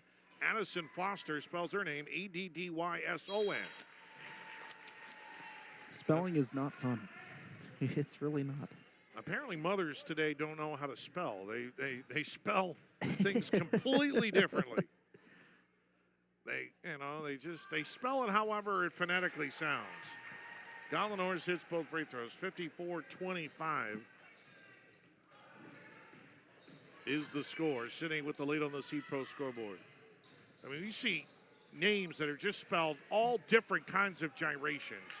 Shot inside is no good, but a rebound comes off to the Cowgirls. They got some new subs in there. They throw it into Willa Stevens, a 5'8 freshman, and she is fouled. I think our mothers didn't want anyone to get our names wrong. They went pretty simple with ours. Yeah, well, I guess there's not too many ways you can spell Jack. Or Chris. Well, you can spell Chris with a K. Chris, yeah, K-R-I-S. Chris Christopherson, yep. Yeah, but no. I have the boring old C, you know. Boring old C. Boring old C. Story of my life. Stevens, 0 of 4 from the free throw line. Oh, man. She made the first conventional-wise. It's a lane violation. The second one is going to be waved off. She banked it in. Count. Lane violation on Stevens. 55-25 Sidney. They will go to 8-11, 7-5 in the conference, and Griswold's 5-game winning streak will come to an end. They'll fall to 10-9, 4-7. Dorscher launches a 3, no good. Steinhoff tracks down the loose rebound. Or did she? Gonna go to Sidney. Yep, she could not save it. And Anita Iglesias Lopez, a 5'2 sophomore, is in the game for Sidney. Aubrey Nisley, a 5-foot freshman, is in there. And so is Kyla Spurlock, who races into the front court. There's a steal by Dorscher. Dorscher trying to go, and she's shoved in the back by Lopez, I believe. Dorscher with a nice steal. And that is, they're in the double bonus, so Dorscher will go to the line to shoot 2 for the Tigers. What else does Griswold have coming up? Let's check as Dorscher goes to the line and hits the first. Well, they have just 2 games left in the regular season. They play Stanton yep. on the road and Friday, and then next Tuesday they host Bedford here for their final game of the regular season. I think Sidney goes down to play a Missouri team, or they host them. Dorscher made the first. The second one, a lane violation called against one of the Sidney players because she was leaning too far. Sidney, they host East Atchison. East Atchison, yep, Missouri. Yep, and then they play East Mills to finish up. And a pass inside and a missed shot thrown up by Stevens. And back comes Griswold, and all the way to the front court is Hailey Baxter. And she lays it up and in for the Tigers, but it'll be too little too late. With 1:27 to play, 55-29 on the C-Pro scoreboard. And underneath the basket is a travel call against Aubrey Nisley. So some of the JV players get a chance to play here at the very end. Coming up, we have the boys' game. In between games, we'll hear from Ryan Lockwood, the head coach for the Griswold boys. Dorsher launches another three, is no good. Rebound up, no good by Chambers. Wow. Rebound comes off near side, is no good again by Baxter. Rebound inside to Chambers. And she is fouled. Wow, I just thought 3 offensive rebounds there for Griswold. Something I have not seen so far this game. Yeah, Embry Chambers will go to the line to shoot 2. Griswold did not shoot a free throw the first 3 quarters, but they've shot a lot of free throws here in the 4th quarter. Strange when you're the team trailing. Yeah. Chambers misses the free throw. 2, 4, 6, 7, 9, 10, 12. This will be their 13th free throw attempt, all in this 4th quarter. And they're trailing. I don't know why Sidney's committing the fouls, but that's just the way it worked out. And Chambers misses it. And Ashlyn Hayes will let it go out of bounds. But I think she touched it last, so Griswold will keep it with 55.5 seconds left. And Dorsher will inbound it for the Tigers. And lobs it to Lockwood. Lockwood has to go all the way. A high arcing pass to Baxter. Near baseline, shot put up by Harrison is no good. And it goes out of bounds to Sidney. That's Rihanna Harrison, a 5'9" sophomore. Rihanna spelled with a Y. Wow. another spelling thing. And trying for a layup the other way is Hayes and lost it out of bounds. 37.9 seconds left. Sidney will keep it, actually. And Nisley will throw it all the way in to Hayes. Nisley drives and lost the handle on the ball, and then a frustration foul. And so we're going to go down the other end and shoot free throws because we're in the double bonus. And Lexi Lockwood will do the honors for the Tigers. Yay. Well, disappointing game for Griswold. They just could not get their shooting together. And Sidney's defense, their 1-3-1 and their 2-3 zone, really forced the pressure and forced Griswold to launch it from the outside. And they could not find the openings in the D. And that was the story of the game. Yeah, got some time to work on yourselves before Friday's game against Stanton. What can you learn about your team between here and then? And Lockwood misses both free throws. So the rebound comes right back to Chambers, and then she lost the handle on it. 25 seconds left. Spurlock to Lopez. Looking to make a move is Nisley. Bodies fall down. And people ask me sometimes, why don't you broadcast the JV game? This is why. I mean, JV games can sometimes be out of control chaos. There are more turnovers than points sometimes in JV games. So, just the way it is. Lob it inside, nothing there. Lopez double dribbled. Or Nisley double dribbled, excuse me. So 15.1 seconds left in the ball game. And a dominating performance for Sidney. And going all the way is Baxter. She found an opening in the zone and is fouled. Eiley Baxter. She was just not going to be denied going to the basket that time. Foul with 8.4 seconds left. Foul on Willa Stevens. Tonight's game is brought to you in part by Fikes Plumbing and Services, HVAC, Plumbing, Sewer and Septic, now serving Greenfield and Atlantic. Free throw is good by Baxter. Don't forget our Service Master Ryan Rice player of the game. That's after the game. Stay tuned for that. And both free throws good by Baxter. 8.4 seconds left.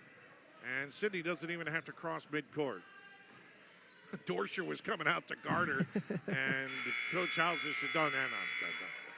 And that's it. 55-31. Sidney with the win. They go to 8-11. Griswold falls to 10-9.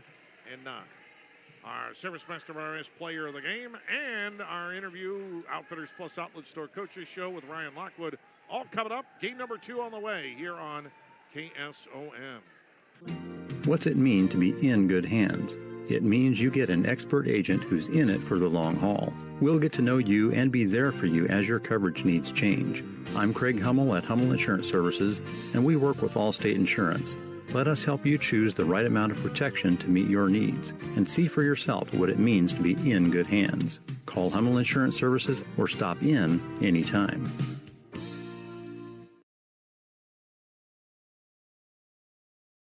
Anita Supply Center is here for you. From the big jobs to the small tasks, we're here to help. Hi, this is Kim with a reminder of our hours, so when you need our help, we're here. Anita Supply Center is open Monday through Fridays, 7 to 5, and Saturdays, 8 until noon. We're here 6 days a week for all your building, landscaping, how-to projects, repairs, and more. We offer free in-home measurements, free estimates, and can help you put your ideas together. Anita Supply Center is open 6 days a week for all your home improvement and building needs. United Group Insurance. People you know and people you trust. Because we are local in Southwest Iowa with offices in Red Oak, Atlantic, Griswold, and Shenandoah. Our team of agents will find the perfect policy for your needs from the wide variety of carriers that we work with. We offer policies for home, auto, life, farm, health, and commercial with vast experience in both hail and crop insurance. Learn more at unitedgroupins.com today. Cass Health in Atlantic, Iowa is a nationally recognized hospital, and we are proud of the awards and all of our recent accomplishments. But do you know what drives us to be the very best? You. We're passionate about helping our patients heal and feel their very best at any age and any stage of life. Cass Health, neighbors caring for neighbors.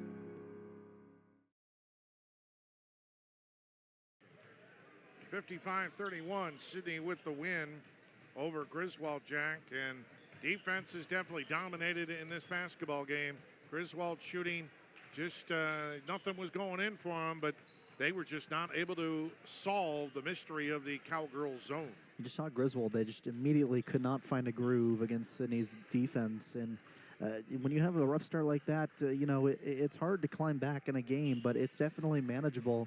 But Sidney, they just kept bringing that defense, and Griswold, they just tried to shoot their way out of it constantly, and they couldn't do that, and they weren't drawing fouls either. They weren't getting free throws, and nothing really going well for Griswold offensively. If you throw in the turnovers as well, it was pretty much a nightmare for Griswold's offense here tonight. Sidney, they were a lot more efficient. They were shooting a lot less because they were also turning the ball over.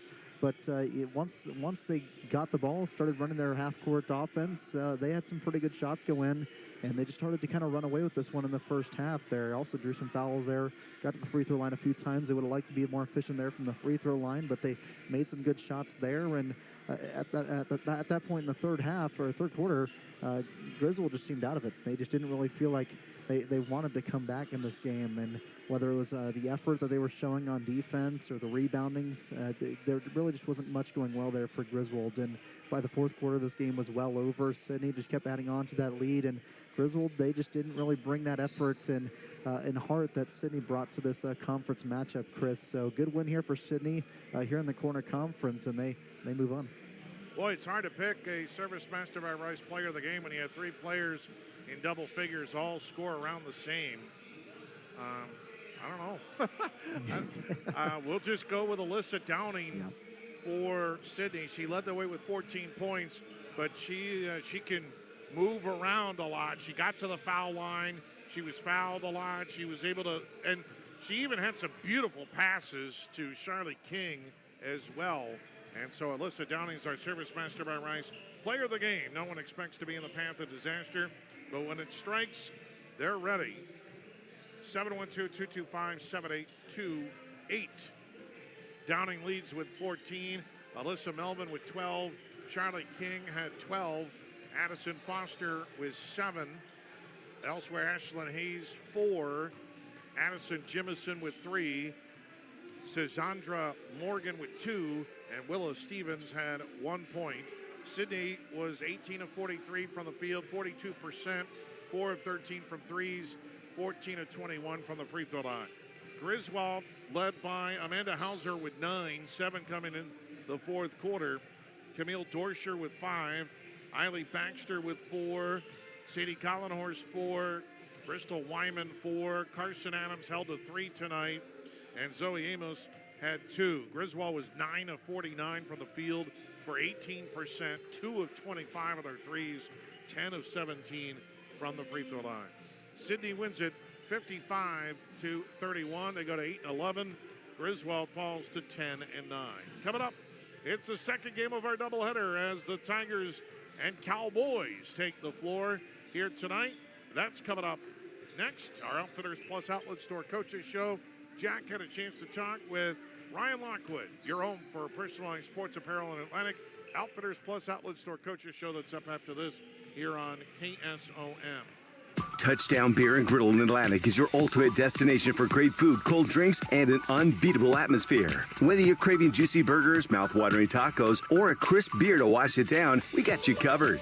Enjoy a wide range of appetizers, wraps, sandwiches, and indulgent desserts, perfect for sharing with family and friends. With a fun and friendly vibe, it's a perfect spot to catch the game, hang out, make lasting memories. From the first bite to the last sip, Touchdown Beer and Grill delivers the ultimate hangout experience. Come for the food, stay for the fun.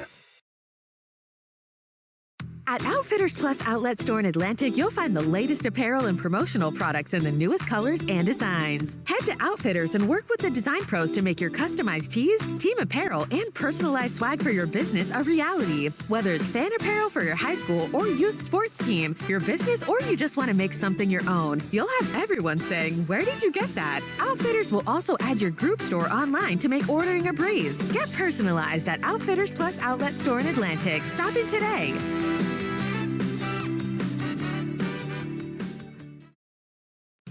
Who can you trust to treat you fair and get you back on the road? J.D. Wyman Service on Main Street in Griswold. Big repairs or general maintenance. Trust J.D. Wyman Service to get you on the road fairly. You're a certified auto do-it-yourselfer. You like the smell of grease, and that's why when it comes to parts, you buy them at Wyman's Car Quest on Main Street in Griswold. Because you care about what you put in your vehicles. Trust the tires, parts, and tools from Wyman's Car Quest in Griswold.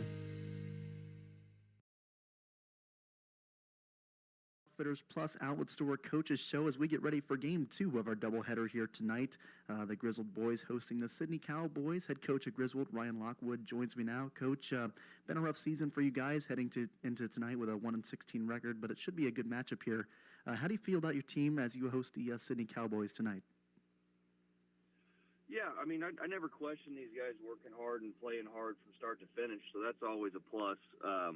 You know, obviously we're a pretty young team and pretty low numbers, which makes it a little more difficult. I've got, you know, any given night I've got at least two guys that aren't coming off the floor for 32 minutes, so it makes it tough. There's points where we get a little bit gassed, but, you know, that's just kind of something we have to work through.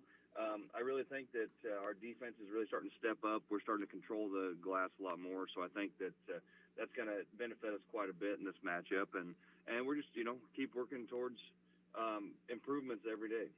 Yeah. So you played Red Oak last night, fell short of the Tigers. Talk about that game a bit and what gave the Tigers the edge there. Yeah, I mean, they're a very talented ball club. They're a little deeper than we are, obviously. They've got a lot of athletes. They've got some size that we struggle with some size. We don't have a lot. You know, our best size is very young, just a sophomore in Braden Beck, and he's still learning the game. He's pretty new to the game, but he's really progressed a lot. You know, we did a good job getting a lot of good looks. Just didn't quite get them to go in the basket. I thought we rebounded pretty well early in the game, but there again, that second quarter, they really put a run on us by just, you know, they upped the ball pressure a little bit, and then they moved in transition, and it really just got us winded pretty fast, and we just couldn't quite get our shots to go down. We lost our legs a little bit, and you know, we came back, responded in the third and fourth quarter pretty well. Just kind of dug ourselves too big of a hole. Yeah. A quick turnaround for you guys here tonight. What are some of the biggest challenges of having back-to-back games like this? I imagine it's a bit harder, too, with how short your roster is. Yeah, I mean, it's always tough like that, but my guys are in good shape. And really it's just getting focused on the next game, right? There's a difference between each game. What this team has done really well, I try and preach with all my teams, but this team's really embraced it, is we play our game regardless. We're not really looking to adjust our game, quote unquote, for each team. We're not looking for a deep scout that we just like, hey, we gotta change stuff up this way. We just gotta play our game. So if we play defensively the way we know how, and then we take care of the ball on the offensive end, that's kind of our biggest thing right now. We play pretty good defense almost every game, but as we get to that second quarter, we get into that fourth quarter, if we're turning the ball over offensively, we're just not quite making those passes and putting shots down. We get tired a little easier in transition defense. So if we can slow down that, then we actually are a lot better team overall. And so we just need to take care of the ball on the offensive end, get our good looks, knock down a couple shots, and then I really feel confident in our half-court defense. We can generate a lot of turnovers on the other end if we're not rushing back after a turnover. Yeah, so crediting the work ethic there of the team. What are some of the other things that you feel like you're most proud of your team despite the rough season so far? Growth and resiliency. They come and like I said, they play hard all the time. I mean, you watch these guys. Like I said, I've got 4 guys that have put in 450 plus minutes this year. I mean, I got 4 guys that are averaging basically 27, 28 minutes a game. And that's huge. I mean, I got 2 sophomores that have been starting every game, in Dane Laverty and Colton Freeze. They've also, what people don't notice is we've got also some young guys that just need development level. So with 9 guys all season and now with injuries, we're basically down to 8 guys. Up to this point, we've been playing 2 quarters of JV every time we've had an ability to. So Dane and Colton have been playing, and Braden Beck now getting a lot more of those varsity minutes with Nolan Smith going down on the varsity end. They've been playing 2 quarters of JV and then turning around and playing, anywhere from 25 to 30 minutes, maybe 32 minutes of the varsity game. So, I mean, that's a work ethic that not a lot of teams have the pleasure to have, and we love that. So it's been good. They're working together. But, Dane has really stepped up and started to run our offense and done a great job from that point guard position. Colton's been a great, just all-around asset as kind of a stretch 3, a stretch 4, where he's starting to really rebound well. His shot's coming along, and he runs the floor really well. And so that's been really fun to add them into those seniors and just really start to see the growth out of these guys. Yeah, awesome. Sounds like you got some hard workers there. So you're hosting Sidney tonight, a team you came across earlier this season, fell short to. What are some of the challenges and what are some of the things that stand about Sidney? Yeah, it's been a while since we've played Sidney. I know they've had some injury issues as well, so they're kind of in the same boat. Their numbers are pretty low also, so it should be a pretty good matchup to see kind of who comes and executes. We got to watch, their shooters from outside. That was one thing that kind of got us. They knocked down quite a few outside shots the last time against us, and we got a rebound. We didn't control the glass in that last game very well at all. I thought our defense for that first 20 to 30 seconds was really good, but when we gave up offensive rebounds, a lot of times got kick-out threes, or they were able to just find a way to make us play defense longer and end up scoring. So if we control the glass on the defensive end, I think we stand a pretty good chance. And, we got to run the floor a little bit. It seems counterintuitive with not a lot of guys, but we're at our best when we run the floor and we score in transition. So when we do that, we're pretty good. So I think controlling the glass on the defensive end especially is going to be real important to this game. Yeah, so about a month and a half since you last saw Sidney. What do you feel like has changed about your team the most in that time since the last time you came across Sidney? I think our defense has grown exponentially. To be honest, we've ran essentially 4 different defenses this year trying to find what fits us the best. We still have the ability to kind of float into all of those defenses if we want to, just gauging on what's going on. But we've really learned to play a good team defense, and that's been really fun to watch.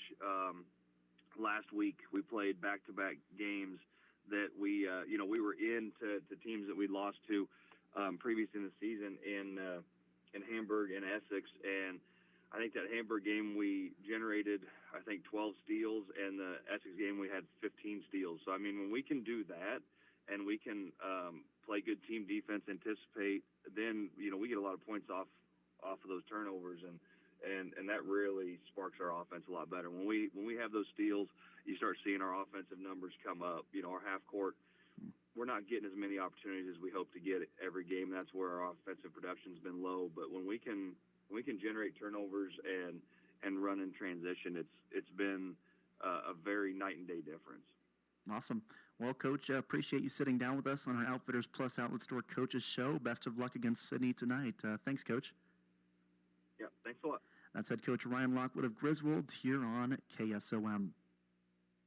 At Outfitters Plus Outlet Store in Atlantic, you'll find the latest apparel and promotional products in the newest colors and designs. Head to Outfitters and work with the design pros to make your customized tees, team apparel, and personalized swag for your business a reality. Whether it's fan apparel for your high school or youth sports team, your business, or you just want to make something your own, you'll have everyone saying, "Where did you get that?" Outfitters will also add your group store online to make ordering a breeze. Get personalized at Outfitters Plus Outlet Store in Atlantic. Stop in today.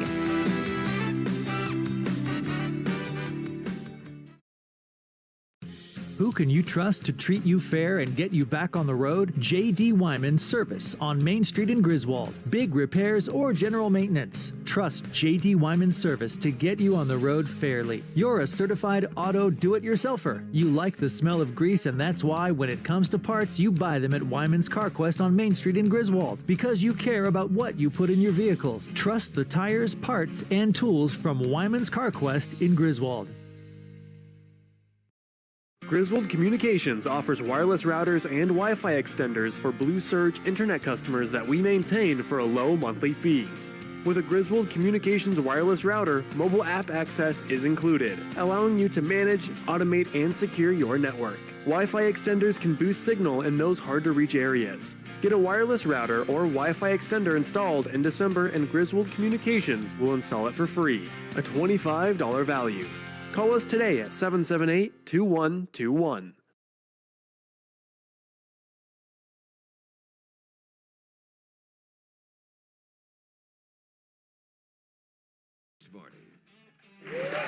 All right, we're ready for the start of this one here tonight as Griswold takes on Sidney. Let's take a look at the starting lineups first for the Sidney Cowboys. 3-11, 3-7 under head coach Zach Wallace. They'll go with Zach Boyd, a 5'11 sophomore, averaging 1.8 points a game. Joseph Lutz, a 6'1 junior. He averages 2 points a game. Will Hobby, a 6'1 junior, a 1.8 points a game. Calvin Johnson, a 5'8 junior, at 6.9 points a ball game. And Zane Propp, a 5'8 sophomore, averaging under a point a ball game. They're not starting Carter Jorgensen or Calvin Johnson or Aiden Stenzel, their leading players tonight. We'll see, though. Griswold is actually technically starting Nolan Smith, a 5'10 senior at 7.8 points a game, who hobbled out there, but he will not be in the game for very long. I don't know, they might even sub for him before the game even starts. Colton Freeze, a 5'10 sophomore, 4.3. Dane Laverty, 6-foot sophomore, 6.6. Wyatt Silk, a 5'10 senior, 5.8. Braden Lockwood, a 6-foot senior, 9.2 a game. And Braden Beck, a 5'2 sophomore, 0.3 points a game. Lockwood jumps it against Lutz. And the tip won by Griswold, and Nolan Smith will come out of the game immediately, replaced by Beck. Love that.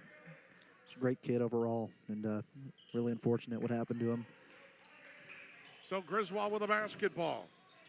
And Laverty on the high post. Hands it off to Lockwood. Inside. Freeze gets it back outside. A three ball is no good by Silk. And the rebound comes off to the Cowboys. And now Calvin Johnson is in the game here for Sidney. He gets it on the near wing to Lutz. Way out now to Boyd. Boyd tries to throw it far side. It's intercepted by Silk, and he'll go all the way and lay it up and in. Good defense. Good anticipation by Wyatt Silk to see that pass. 2-0 Griswold of the C-Pro scoreboard. Back the other way, Johnson looks to make a cut. Up top now to Lutz. Lutz far wing, and there's deflected up in the air, but it comes right back to Lutz. Lutz looks to drive on the right side. He goes tumbling to the ground along with Lockwood, and Lockwood will get called for the foul. I do not see much on Sidney's bench, so they are going to play maybe way short-handed here tonight. Jorgensen is one of the leading scorers in the conference, but if he's not going to play, this could be a problem for Sidney. Lutz goes inside, trying to post up is Hobby. Loose ball, but it comes back to Lutz. 17 on the shot clock, and now Lutz almost had his pocket picked by Lockwood, and then it was. Lockwood actually got the steal, and Lutz fouled him. We heard from head coach Lockwood, and he said that the defense, he feels like, is in a much better spot than it was when they last saw the Sidney team in middle of December. Laverty with the point. Lockwood on the near wing. Looks to drive. Jump step by Silk. Lost the handle on it, but gets it back. Lockwood with the fake. Near wing to Silk. Silk thought about a three, won't go. Dribbles in the near corner. Skip pass far side, three by Laverty. Rainbow finds the pot of gold for Dane Laverty. He's only 11% from threes. 6 of 54, and he hits that one. Yeah, that surprises me. You see that form there. That looks beautiful. 5-0 Griswold, and now Lockwood stripped Lutz as he was trying to hit it to Hobby, and it's thrown ahead to Freeze, and he can't hang on to the ball as the ball was thrown way far in front of him. And an early timeout called by Sidney. Tonight's game presented to you in part by Wyman's CarQuest and by Griswold Communications. Back at 30 here on KSOM.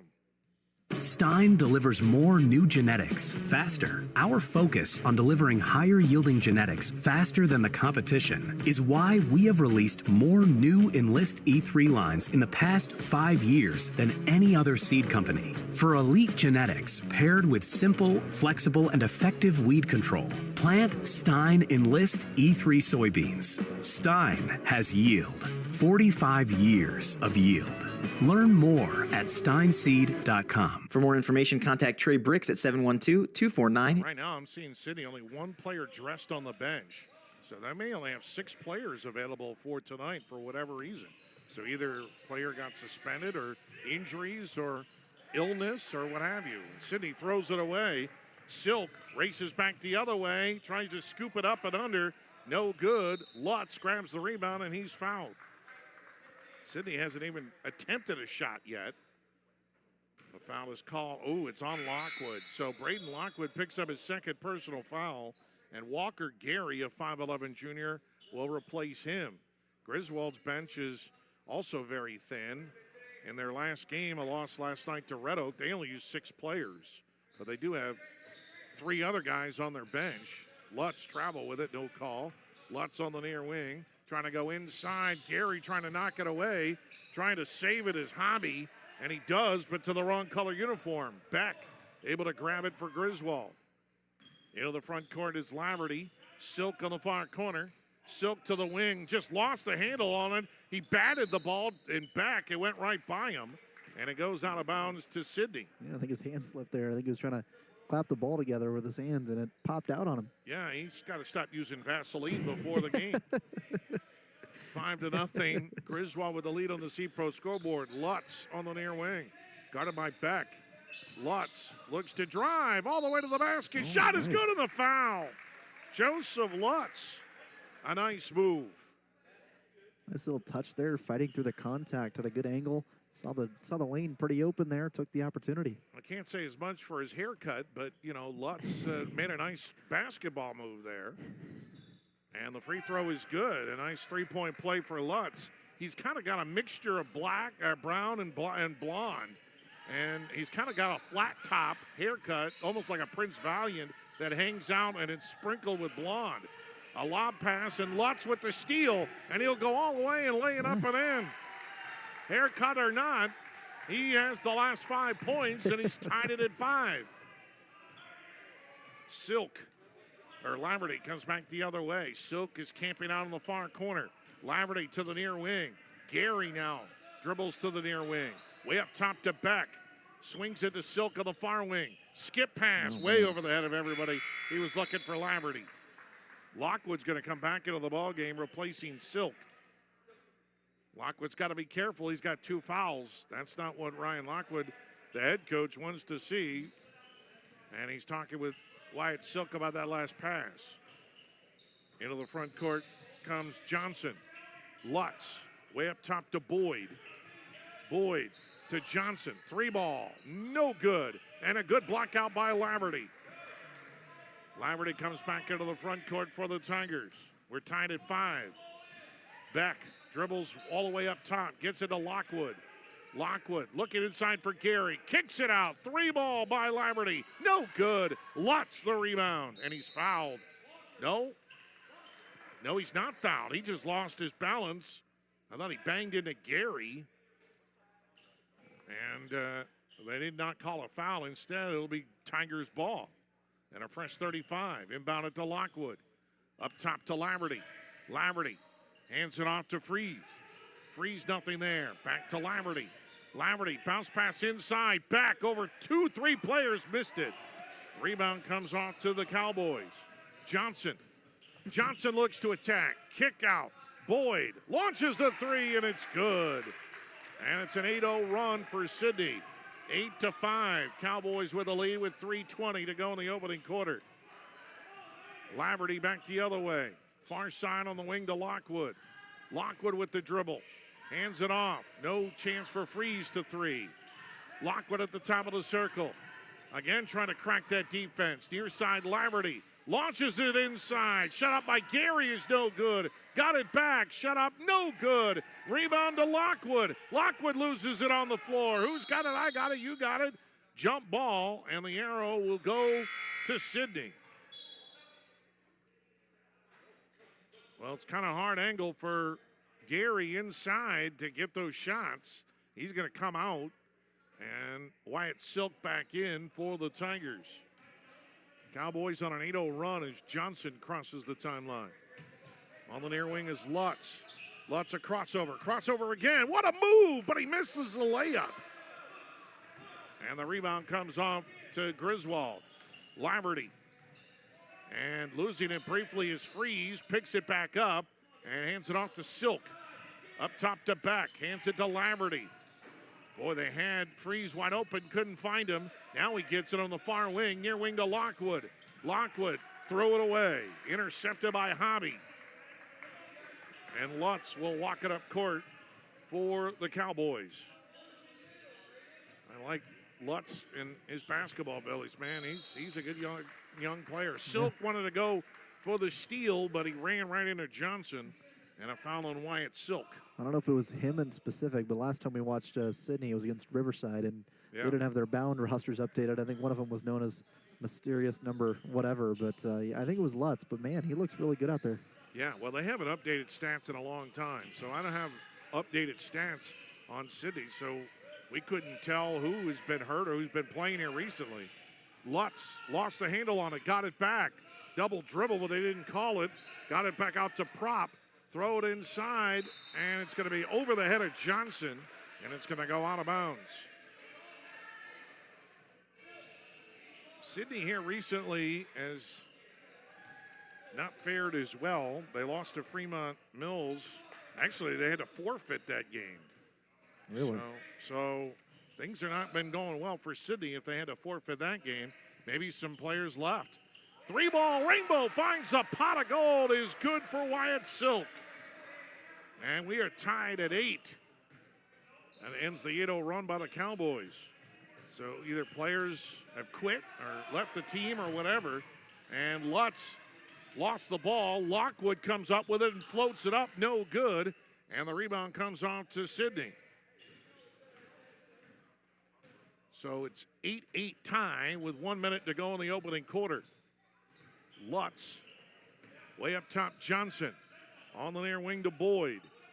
Boyd up top to Lutz. Lutz swings it way up top now to Stenzel. No, that's not Stenzel. Excuse me. That was Prop. And they go inside, and the shot by Hobby is no good. And back the other way comes Griswold. Silk on the far wing. Lobs it way out to Laverty. Laverty trying to whip a baseball pass inside, and it was batted up into the air by Sidney, and it comes to the near side, and it will be Griswold ball. Thought that went off his head there. I think it went up about 10 feet in the air. Not sure what it came off. And a turnaround jumper by Freeze is no good. Beck the rebound and puts it up and in. Good offensive rebound by Braden Beck. 19 seconds left in the opening quarter. Johnson, way up top, gets it to Boyd. Lutz, jump step move. Kick back out to Johnson. Three-pointer, air ball. It's going to go out of bounds. Oh, man. Nice catch there by Calvin Johnson. Looked like back in his Detroit days, but couldn't finish the shot. Not Megatron. 4 seconds left. Got to launch a half-court shot. Silk, short. And we are done with one quarter. And on the C-Pro scoreboard, Griswold with a 10-8 lead. And back after this here on KSOM.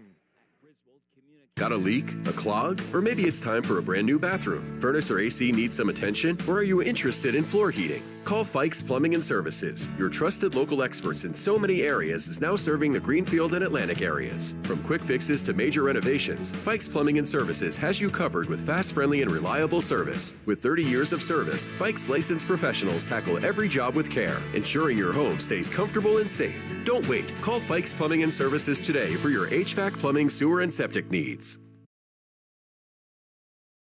When your home or business has been affected by water, fire, smoke, or mold, and you don't know what to do next, we do. From one room to multiple levels, we can do it all while working with you and your insurance company. Service Master by Rice is your local experts for residential and commercial restoration, offering emergency services 24/7, 365. To set up services, call 712-243-5373 with phones answered 24/7. Service Master by Rice serves all of Western Iowa. With the lead after the first quarter, Chris and Jack with you.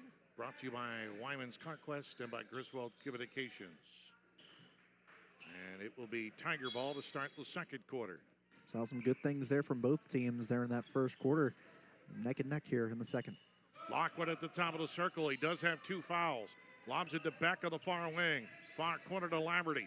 Laverty inside. Good catch by Lockwood. Turns around. He misses the layup. Lutz the rebound. Man, he fumbled a little bit, then caught it and missed it point blank range. Lutz fires side to Prop. Lobs it back to Lutz. In traffic. Throws up a wild fadeaway shot on the near baseline. It's way off the mark. And frees the rebound. Ahead to Lockwood. Whips it back out. 3-ball by Laverty. Rainbow finds a pot of gold for Dane Laverty. His second triple. He's only 11% for the year, and he has 2 of them tonight. 13-8. Griswold with the lead. Back the other way, looking to make a move is Boyd. Kick back to Johnson, almost stolen away by Silk. Lutz, Johnson on the near corner. Driving underneath the basket, back out, Boyd for 3. No good. Fight for the rebound, Hobby. Trying to throw it back to Lutz. They say it's Griswold ball, but I think Lockwood touched that. Yep, the other official saw it on the baseline. That's a good call. That's good teamwork by the officiating. I definitely saw that. Lockwood tipped it. It should be Sidney ball, and they'll keep it. Inbound it to Lutz. And he'll reset the offense. Bounce pass to Johnson on the near wing. Back up top to Lutz. Swings it far side now to Boyd. Boyd didn't know what to do with it. Got it back up top to Lutz. Lutz retreats. Lockwood goes for it. Tips it into the backcourt, but Lutz still has it. 13 on the shot clock. Lutz. Oh, he palmed it big time, but he didn't travel. Johnson can't get a 3 off. Prop, 5 on the shot clock. Fumbles it. Got it back. Johnson on long 2. No good. Good defense by the Tigers. Beautiful defense. Lots of hustle, lots of heart being shown there. Back the other way. Inside, a reverse layup by Freeze is no good. It's loose on the deck. Gary can't get it. And it comes off to Sidney. Johnson back the other way. Johnson looking to make a move. Kick back out to Prop. Hands it off to Lutz. Lutz, a crossover. Drives. Euro step. Did he travel? Yeah, he can't do that. In the NBA, it'd be good. Yeah, it took too many steps there. And it stays 13-8. A lot of activity by Sidney, but they haven't come up with anything yet. Laverty back the other way. for Griswold. Silk on the far wing. Silk one dribble, far corner to Gary. Gary will dribble it all the way out. Johnson steps in front. Laverty whips it inside. Freeze. Jumper no good. Rebound batted around. That's a frustration foul on Freeze. He went over the back. Braden Peck will come in to replace Freeze. He's got pink shoes. They're Nike shoes. They're pink. Lockwood gives him a little tap on the leg for encouragement. Johnson the other way for Sidney. Hands it off to Lutz. Lutz on the near wing. Way up top to Boyd.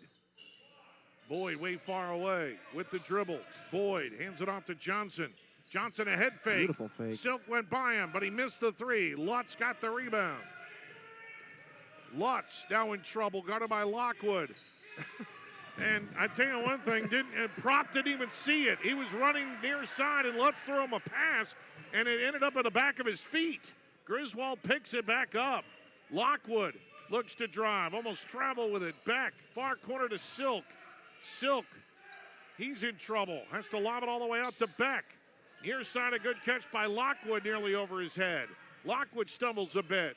Then throw it at the feet of Laverty, and it ends up a turnover. Sidney comes back the other way. Lutz with the dribble, crossover, near corner, runs right into Gary. It's a blocking foul on Walker Gary. That's his first, team foul number 2. It's an on-shooting foul. Sidney still is not subbed yet. They have one guy dressed on the bench, so they've had players lost for whatever reason. So Coach Wallace having a hard time trying to keep his boys together this year. Lutz at the free throw line. Kick back out to Boyd. Johnson around a screen. Near side. Almost threw it away. He did. Prop couldn't handle it. And it'll go to Griswold. Gotta give Sidney credit here, though. I mean, they run a nice, physically active offense, and they definitely play to their strengths, which is speed, quickness, and agility. Well, they're going nowhere fast. The problem also is apparently they can't sub. Near baseline, Gary throws up the long 2. It's no good. Try to follow it up. He went over the back. And that's number 2 on Gary.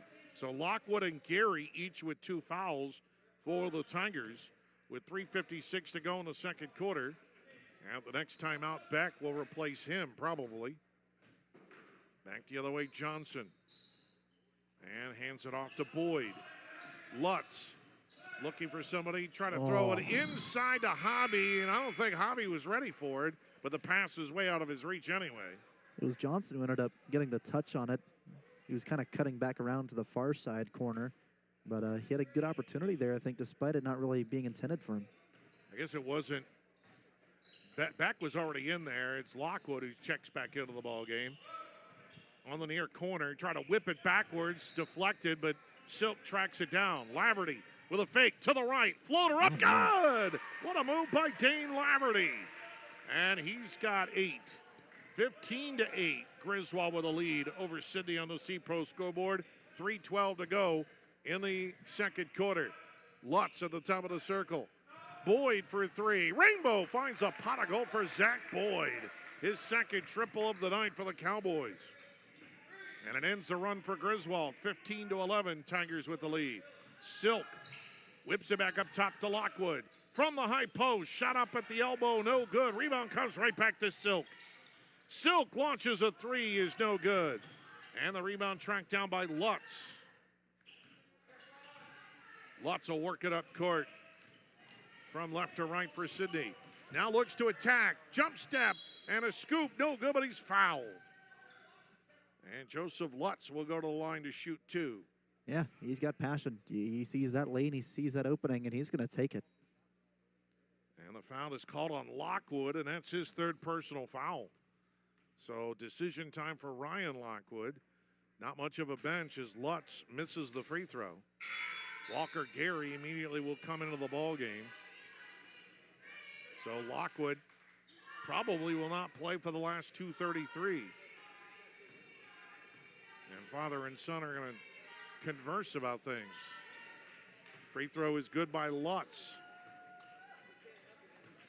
15-12, Griswold with the lead.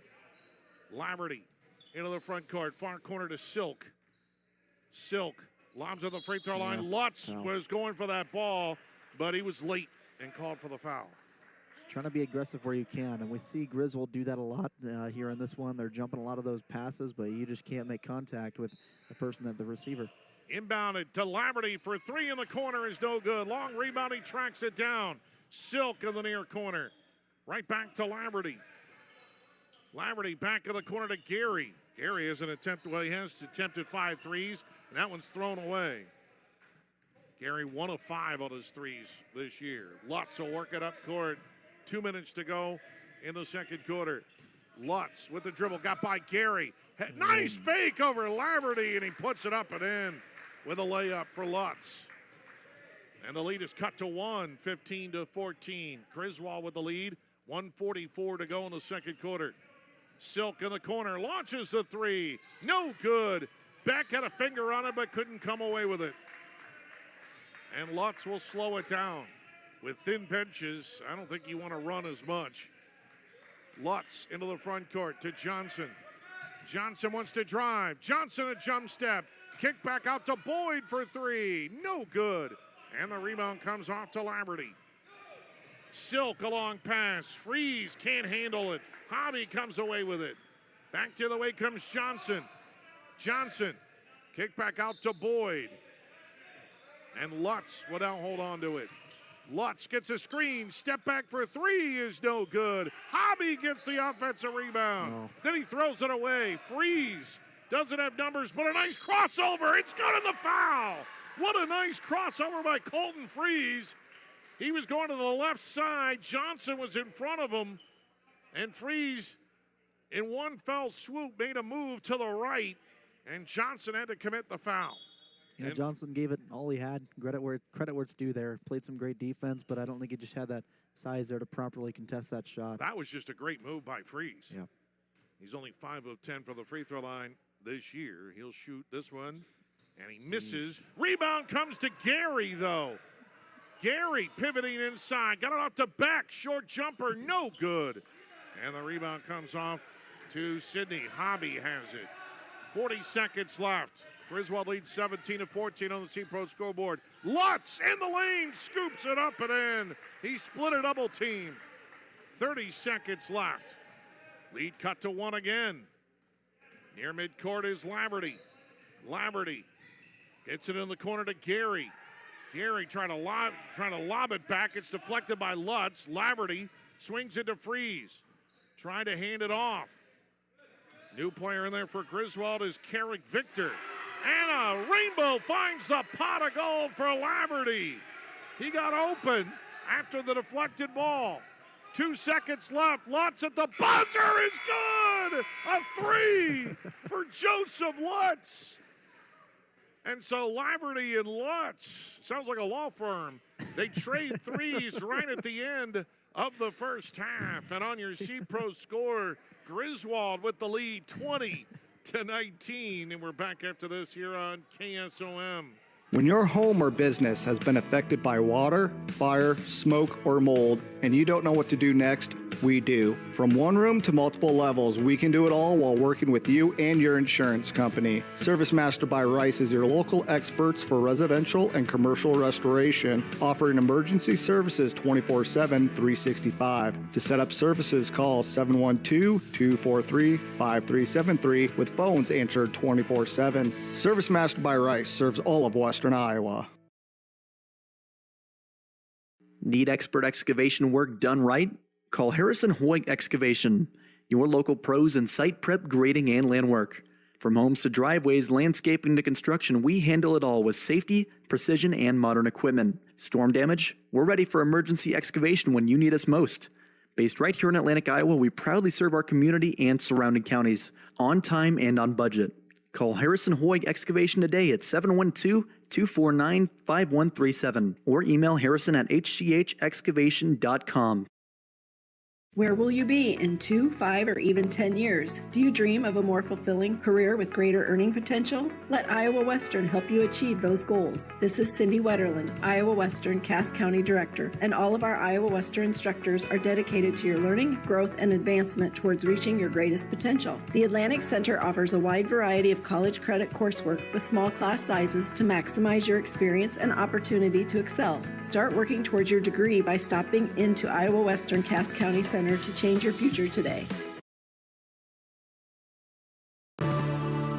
It's tip-off time, and Oath Farm Supply is here to support all our area basketball teams. We are thankful for our community's support of our business for over 30 years. During this time, we have served our customers carrying the top brands in the industry and have also developed and manufactured our own line of livestock feeds and minerals for all species. We have some of the best nutritionists backing us up to bring you top-of-the-line products at affordable prices. Turn the sound up and cheer on your basketball team, and as always, Oath Farm Supply is working. All right, back here in Griswold, 20-19. The Tigers with the lead. It's time for our UGI halftime. UGI, your choice for home, auto, farm, and crop insurance. Locally owned and operated insurance agency in Atlantic, Griswold, Red Oak, and Shenandoah. Kind of a crazy end to that first half with Laverty hitting a three and then Lutz hitting a three at the very end. And there you have it. Your score, Griswold up by 1 here, Jack. Yeah, and it's been really interesting. We've seen really interesting kind of spurts of offense from both teams, something I didn't really expect going into this one. I thought defense would be favored here by both teams, but man, both teams having really, really good moments here. You look at Joseph Lutz, a kid that really popped up with 13 there in the first half, and he's driving to the basket. He's playing aggressive, playing with a lot of heart, and really helping the Sidney Cowboys stay within this one. But Griswold, I really like the offense they're running. They're being very, very consistent, passing the ball very well, and they're taking some good shots. And that's about all you can wish for if you're Griswold head coach Lockwood. Defensively, I'm also really proud of where they're sitting right now. When they're not giving it to Joseph Lutz and they're going for their other options, they're doing a really good job at jumping passes and playing hard, tough defense against Sidney here. So I think just putting a stop there on Joseph Lutz is the key to success here in the second half. And keep running that Tiger offense that you're seeing there because it's working well. They're shooting efficient shots, and we'll see if they can keep that up here in this second half, Chris. Yeah, I mean, it was Lutz is keeping him in the game. There's absolutely no doubt about it. And he was making some moves there in the second quarter. For a while there, he was kind of dribbling around and not going anywhere. But then he started finding some openings in the defense, and give him a lot of credit for that. And then he hits a three at the buzzer to give the Cowboys a chance to cut the lead to 1. Yeah. Earlier tonight on the girls' side, it was all Sidney. They win it 55-31. It was Alyssa Downing leading the way with 14 points. Alyssa Melvin with 12, and Charlie King also had 12 for the Cowgirls as they go to 8-11 on the season. Amanda Hauser had 9. 20-19, and we'll get you a first half stats on our UGI first half stats coming up after this here on KSOM. Make sure you're getting the best coverage for you at the most competitive rate. Hi, this is Nick Carnes with Brocker Carnes & Carnes. We are an independent insurance agency that offers coverage for your home, auto, life, farm, and everything in between. But mostly, we are here to help. As an independent agency, we can shop around for the best rates and coverages from multiple companies. Stop by one of our offices or go to BrockerCarnes.com for a quote on your insurance. Let Brocker Carnes & Carnes help you get the best coverage at a competitive rate. Anita Supply Center is here for you. From the big jobs to the small tasks, we're here to help. Hi, this is Kim with a reminder of our hours, so when you need our help, we're here. Anita Supply Center is open Monday through Fridays, 7 to 5, and Saturdays, 8 until noon. We're here 6 days a week for all your building, landscaping, how-to projects, repairs, and more. We offer free in-home measurements, free estimates, and can help you put your ideas together. Anita Supply Center is open 6 days a week for all your home improvement and building needs. Cass Health in Atlantic, Iowa is a nationally recognized hospital, and we are proud of the awards and all of our recent accomplishments. But do you know what drives us to be the very best? You. We're passionate about helping our patients heal and feel their very best at any age, and any stage of life. Cass Health, neighbors caring for neighbors. Touchdown Beer and Griddle in Atlantic is your ultimate destination for great food, cold drinks, and an unbeatable atmosphere. Whether you're craving juicy burgers, mouth-watering tacos, or a crisp beer to wash it down, we got you covered. Enjoy a wide range of appetizers, wraps, sandwiches, and indulgent desserts, perfect for sharing with family and friends. With a fun and friendly vibe, it's a perfect spot to catch the game, hang out, make lasting memories. From the first bite to the last sip, Touchdown Beer and Grill delivers the ultimate hangout experience. Come for the food, stay for the fun. At Outfitters Plus Outlet Store in Atlantic, you'll find the latest apparel and promotional products in the newest colors and designs. Head to Outfitters and work with the design pros to make your customized tees, team apparel, and personalized swag for your business a reality. Whether it's fan apparel for your high school or youth sports team, your business, or you just want to make something your own, you'll have everyone saying, "Where did you get that?" Outfitters will... Griswold with the lead on our UGI halftime. For the Tigers, Dean Laverty leads the way with 11. Wyatt Silk has 5, Braden Beck with 2, Colton Freeze has 2. Griswold 8 of 26 from the field for 31%, 3 of 9 from three-point land, 0 of 1 from the free throw line. For Sidney, again, only 2 players have scored, very short-handed roster. Joseph Lutz has 13, Zach Boyd has a couple of threes for 6. The Cowboys were 7 of 17 from the field for 41%, but only 3 of 13 from three-point land, 2 of 3 from the free throw line. And it's 20-19. Should be an interesting second half. And that is our UGI halftime. Second half starts after this here on KSOM. United Group Insurance. People you know and people you trust. Because we are local in Southwest Iowa with offices in Red Oak, Atlantic, Griswold, and Shenandoah. Our team of agents will find the perfect policy for your needs from the wide variety of carriers that we work with. We offer policies for home, auto, life, farm, health, and commercial with vast experience in both hail and crop insurance. Learn more at unitedgroupins.com today. Who can you trust to treat you fair and get you back on the road? J.D. Wyman Service on Main Street in Griswold. Big repairs or general maintenance. Trust J.D. Wyman Service to get you on the road fairly. You're a certified auto do-it-yourselfer. You like the smell of grease, and that's why when it comes to parts, you buy them at Wyman's Car Quest on Main Street in Griswold. Because you care about what you put in your vehicles. Trust the tires, parts, and tools from Wyman's Car Quest in Griswold. What's it mean to be in good hands? It means you get an expert agent who's in it for the long haul. We'll get to know you and be there for you as your coverage needs change. I'm Craig Hummel at Hummel Insurance Services, and we work with Allstate Insurance. Let us help you choose the right amount of protection to meet your needs and see for yourself what it means to be in good hands. Call Hummel Insurance Services or stop in anytime.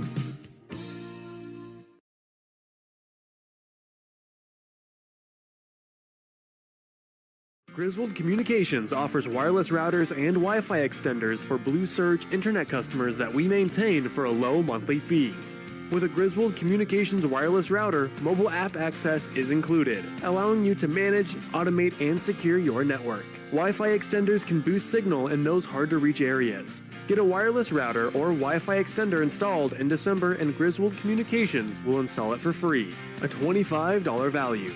Call us today at 778-2121. All right, we're ready for the second half. And Sidney will start with the basketball. It's been the same 5 guys the entire way, so give these boys a lot of credit for hanging in there. Lutz goes all the way, but he misses the layup. And the rebound comes off to Griswold. Long pass, good catch by Silk underneath the basket. Kick back out for 3. Rainbow finds a pot of gold for Dane Laverty. Yeah, beautiful there. He saw Silk slow down when he didn't have the shot he liked and looked for an open guy. Laverty has 6 threes all season long. He's got 4 tonight. 3 ball the other way for Boyd is no good. And the rebound comes off to Wyatt Silk. Throws it ahead to Lockwood. Finds Freeze inside all by himself, and he lays it up and in.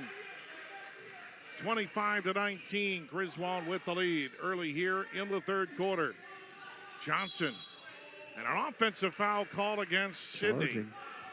I think it was an illegal screen on Hobby.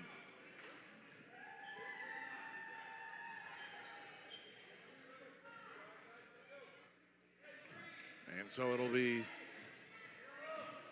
Griswold back the other way. Lockwood way far away on the far wing. Lockwood wants to drive, hands it off, fumbling a bit is Silk, but it got it back to Lockwood. Lockwood frees at the free throw line, back out to Lockwood. Near wing to Silk. Silk trying to pivot, back to Lockwood. 10 on the shot clock. Laverty trying to throw it back inside to Freeze at the free throw line, and it's knocked out of his hands. 6 on the shot clock. It'll go out of bounds. Griswold will keep.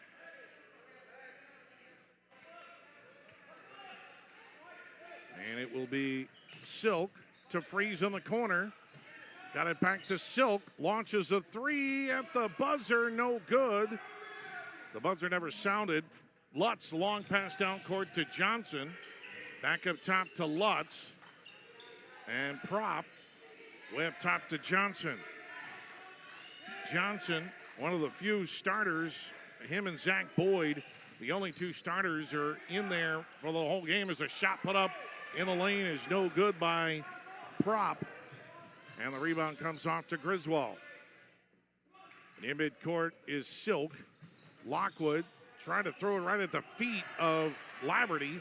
And it's a turnover. Johnson comes back the other way. Shot up, no good, but he's fouled. And Johnson will go to the free throw line to shoot 2 for Sidney. Yeah, good defense down low by Griswold. A bit too much contact there. Johnson gets 2. Braden Beck will go to the line to shoot. Or excuse me, Braden Beck called for the foul. Johnson will go to the line to shoot 2. First foul on Beck. Remember, Lockwood starts the second half with 3 fouls. And it's no good for Johnson.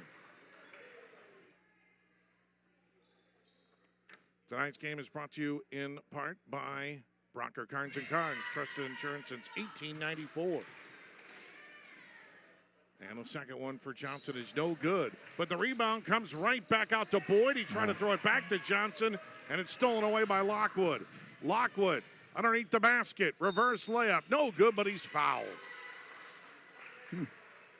Yeah, a tough shot there. Didn't really see the foul. Ref saw contact, though. Foul is called on Boyd, and that's his first. Lockwood will go to the line to shoot 2, and the first one is good for Braden Lockwood. That makes it 26-19 Griswold on the C-Pro scoreboard. By your side to maximize yields from the word go. Your Pioneer Pros, John Becker, Mark Ventiger, Gary Dickla, and Nick Knudsen. And Lockwood hits them both. First points of the game. He's the leading scorer for Griswold. They had a 1-point lead at halftime. He didn't have any points.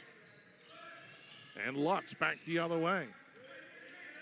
Lutz looked like he palmed the ball, but he didn't call anything. And a good rebound by Laverty. He throws it in to Silk. Trying a dangerous bounce pass, but it comes right back to him off the feet of Johnson. And Laverty near corner to Beck. Beck double teamed on the baseline. And he's got to be bailed out by a timeout from his coach. 5:18 to go in the third quarter. Griswold up 8. Back after this here on KSOM. Stein delivers more new genetics faster. Our focus on delivering higher yielding genetics faster than the competition is why we have released more new Enlist E3 lines in the past 5 years than any other seed company. For elite genetics paired with simple, flexible, and effective weed control, plant Stein Enlist E3 soybeans. Stein has yield. 45 years of yield.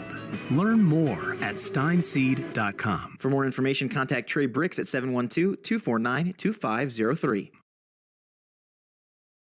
When it comes to your investments, I know you have a choice. Hi, I'm Mark Smith, a certified financial planner and registered investment advisor with Principal Financial Group. Today, I want to say thank you, Southwest Iowa. Thank you for allowing me the opportunity to serve the community for 39 years. Over the years, you've given me the opportunity to get to know you and your family. Thank you for your trust, your confidence, and most of all, your relationship. If I can help you with your financial plan, please give me a call at 712-243-2466. Mark Smith, Principal Financial in Atlantic. 27-19, Griswold with the lead on the C-Pro scoreboard. Tigers have it. Tigers have the lead against an undermanned Sidney team. Beck, surrounded by the zone, back up top to Laverty. Laverty lobs it to Beck. Beck can't get inside. Back to Laverty. He drives. Floater. No good. Rebound went over the head of Laverty, and it goes out of bounds. I still really like this rhythm that Griswold's offense has. I mean, it's surprising to me that this team has only came away with one win going into tonight because that offense, they gel pretty well, and they're efficient here tonight. Yeah, it's been turnovers. They average 22 turnovers a game. So that has just been their downfall. Yeah. And it's coming in opportune times throughout the season. 15 on the shot clock. Lutz hands it off to Johnson, kind of doing the weave. Faking the three is Prop. Back to Johnson. Johnson inside to Hobby. Shot up, no good, but he's fouled. Well, good persistence that time by Sidney. And Hobby will go to the line to shoot two. And the foul is called on Silk, his third. Tonight's game is brought to you in part by Cass Health, Neighbors Caring for Neighbors, by Nita Supply Center, your home enhancement store. We're here to help. And by Hummel Insurance. Service is the difference with Hummel. First free throw, no good by Hobby. Walker Gary comes back in for Griswold, replacing Freeze. 4:32 to go in the third quarter. And the second free throw is good by Hobby. And somebody other than Boyd or Lutz has scored for Sidney with that last free throw. And it's 27-20, Griswold with the lead. Up top, Silk for three. No good. Rebound, Lutz. And a foul called. No, a walk called. Lutz grabbed the rebound, and he's called for the travel.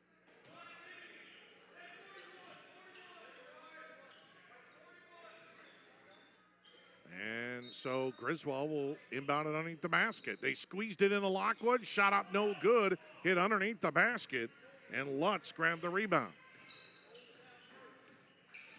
And Lutz comes back the other way. Lutz way up top to Boyd. Johnson comes to him. Boyd gives him a pick. Prop. Boyd now near corner. Three ball by Lutz. No good. He fell down. Otherwise, he might want to have the rebound. Back the other way comes Laverty all the way, misses it. Lockwood follows it up and cleans up the mess. Good job by Lockwood to stay with it. And it's 29-20. Griswold with a lead on the C-Pro scoreboard. Back the other way. Boyd for three is no good. Rebound comes to Laverty. Laverty back the other way. Near corner to Silk. Silk to the wing. Beck. Beyond the free throw line, near corner, Laverty launches another three. That's an air ball. Rebound comes to Lutz. Lutz wants to attack, and I think Laverty kind of made some contact there with Lutz, trying to fend him off. And so I believe that'll be the first foul on Laverty. Looks like it, yeah. First foul. And Sidney will inbound the ball, and it was immediately kicked by Freeze, who's back in there. 3:13 to go in the third quarter. Great game, though, for Laverty. 14 points. Yeah, again, 4 threes tonight. He only has 6 all season long. And a steal by Silk, but he knocked it into the front row right in front of Johnson.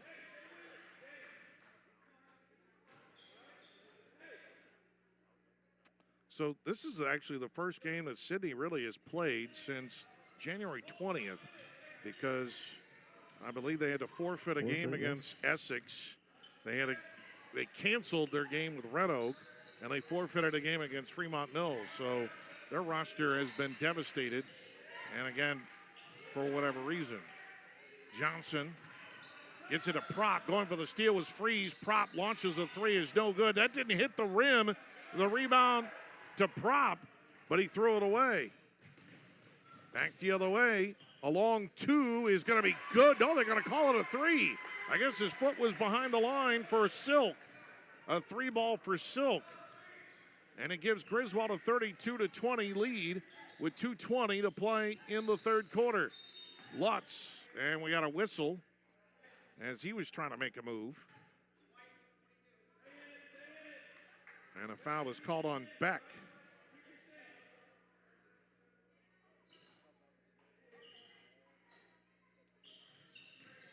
And throw it out to Boyd, who hands it off to Johnson. Prop way far away. Boyd on the far wing. Boyd lost the handle on it, but Lutz comes to help. Lutz, crossover dribble underneath the basket. Bounce pass to Boyd. Hands it to Prop. Launches a three. No good. And the rebound, Freeze throws it all the way ahead. Lockwood beats everybody and lays it up and in. Timeout, Sidney. 1:49 to go in the third quarter. 34-20. Griswold with the lead on the C-Pro scoreboard. Back after this here on KSOM. When your home or business has been affected by water, fire, smoke, or mold, and you don't know what to do next, we do. From one room to multiple levels, we can do it all while working with you and your insurance company. Service Master by Rice is your local experts for residential and commercial restoration, offering emergency services 24/7, 365. To set up services, call 712-243-5373 with phones answered 24/7. Service Master by Rice serves all of Western Iowa. Need expert excavation work done right? Call Harrison Hoyt Excavation, your local pros in site prep, grading, and land work. From homes to driveways, landscaping to construction, we handle it all with safety, precision, and modern equipment. Storm damage? We're ready for emergency excavation when you need us most.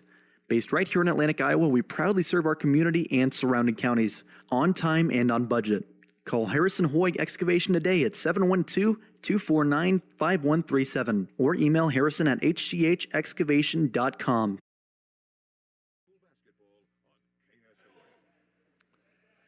34-20. Griswold with the lead over Sidney. 1:49 to go in the third quarter. Starting to see that defense that Griswold brought really reward them here. Lots of turnovers they're forcing on Sidney, and that's converting to some nice points on the other side.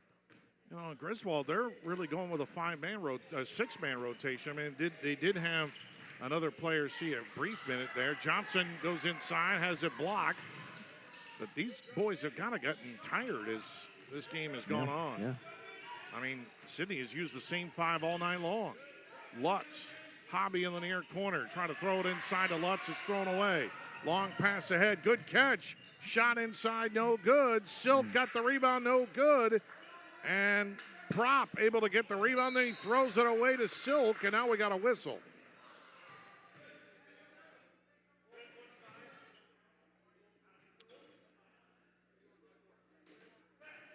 I used to cover Cornell College football, and they actually had to cancel a whole season because they didn't have enough players. There's a baseline J by Lockwood on the far side. And Lockwood has 8 points in the quarter, 1:04 to go. Hold that carry finally. A palm on Lutz.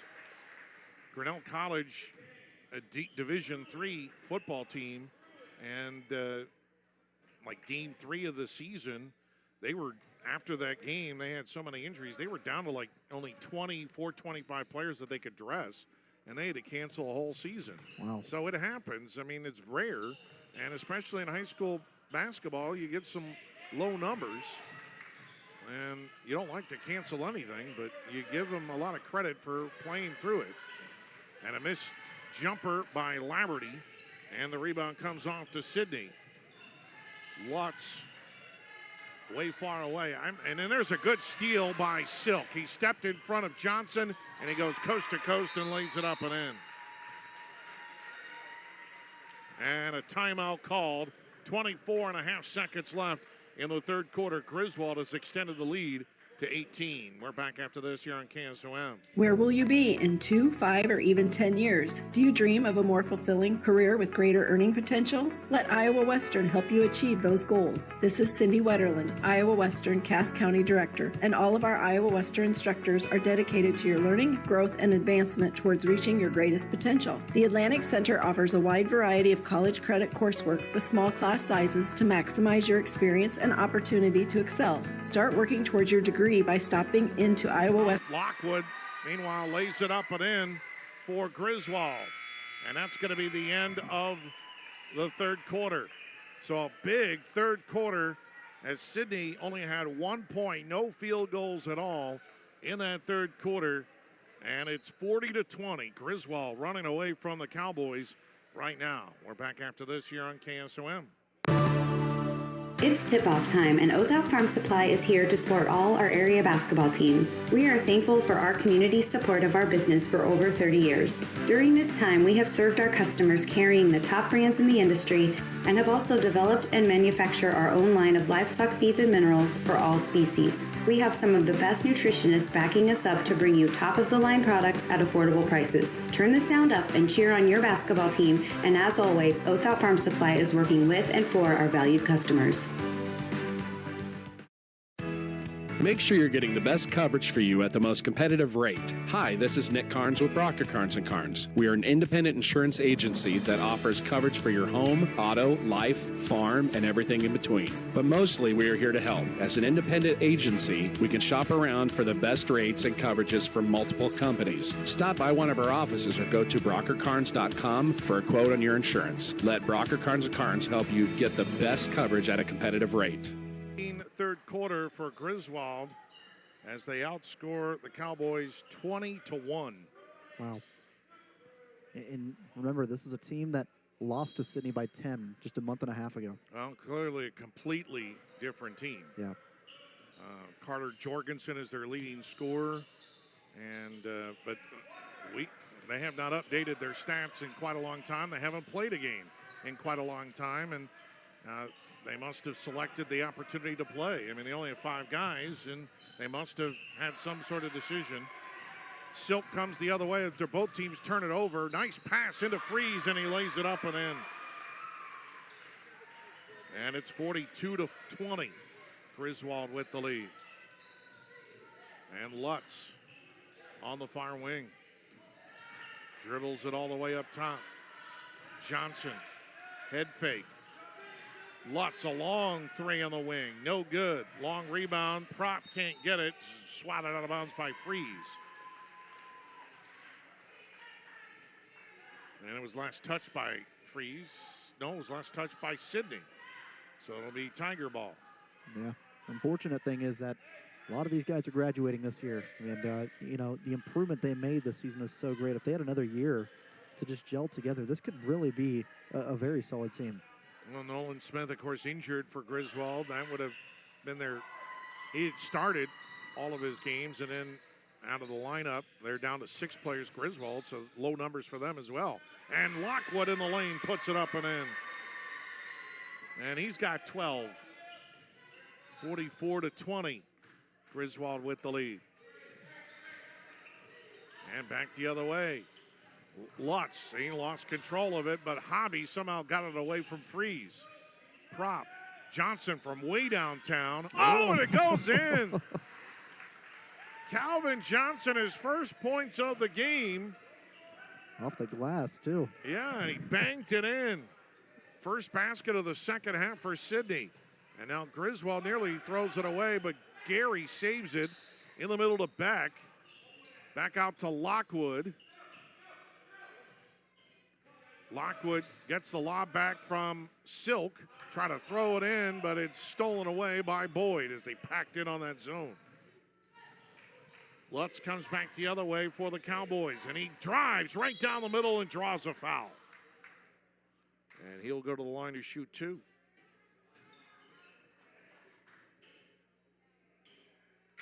Tonight's game is brought to you in part by the Touchdown Beer and Grill. Great vibes, drinks, flavor, and unforgettable moments where every night is a win. by Stein Seed. Stein has yield. Contact Trey Briggs, your local Stein representative. And by Principal Financial Group with agent Mark Smith. I was reading my advertisements. Did he make that first free throw? He did make the first free throw. Yeah, okay. Second one for Lutz is good. And he's got 15. 44-25. Griswold with the lead on the C-Pro scoreboard. Laverty. Far side to Silk. Skip it near side to Victor, who's back in there. Hands it off to Lockwood at the top of the circle. He drives. Layup. Oh, it man. goes in. Right down the middle. It's really subtle there. You saw him look to the near wing, and that drove away a lot of the defenders. Beautiful. 46-25. Griswold with a lead on the C-Pro scoreboard. 3 ball on the way, no good by Boyd, and it goes out of bounds. Gary will come back in for Griswold, replacing Beck, and Freeze comes in for Laverty as Ryan Lockwood trying to keep his guys as fresh as he can. I believe Victor is in there. I thought maybe they had another sub come in there, but maybe not. Lockwood on the near wing, inside to Gary. Knocked out of his hands, but he got it to Silk. Victor launches up a 3, is no good. And Lockwood and Gary come together. Gary saves it to Lockwood. Right to the hands of Freeze, but Silk has it. To Freeze for 3 is no good. And Lutz able to grab the rebound. Lutz back into the front court for Sidney. Johnson to Boyd, back to Johnson. Hobby way out. Johnson looks to drive it underneath the basket. Back out to Lutz. To Johnson, almost lost the handle on it, got it back to Lutz. Lutz falls down, but got it to Johnson. 10 on the shot clock. Boyd launches a 3. No good. Rebound to Walker Gary. And back up court comes Silk to Freeze on the near wing. Trying to get it to Gary, wasn't ready for it, and Hobby just ripped it away. 4 minutes to go in the ball game. Johnson.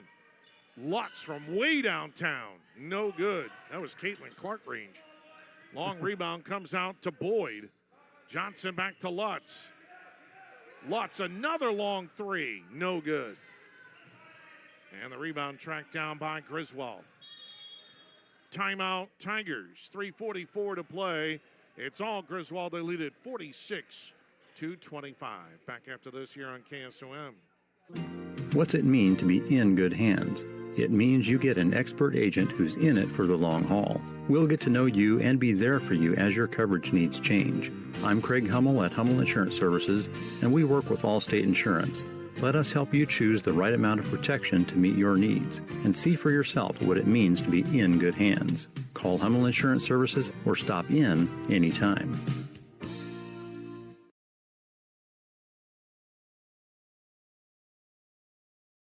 Anita Supply Center is here for you. From the big jobs to the small tasks, we're here to help. Hi, this is Kim with a reminder of our hours, so when you need our help, we're here. Anita Supply Center is open Monday through Fridays, 7 to 5, and Saturdays, 8 until noon. We're here 6 days a week for all your building, landscaping, how-to projects, repairs, and more. We offer free in-home measurements, free estimates, and can help you put your ideas together. Anita Supply Center is open 6 days a week for all your home improvement and building needs.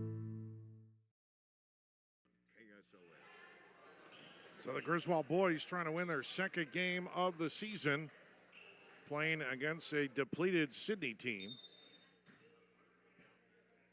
And right now, Bedford running away with the conference.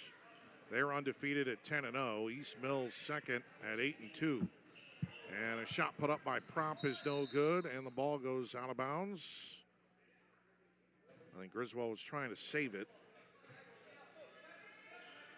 and they could not.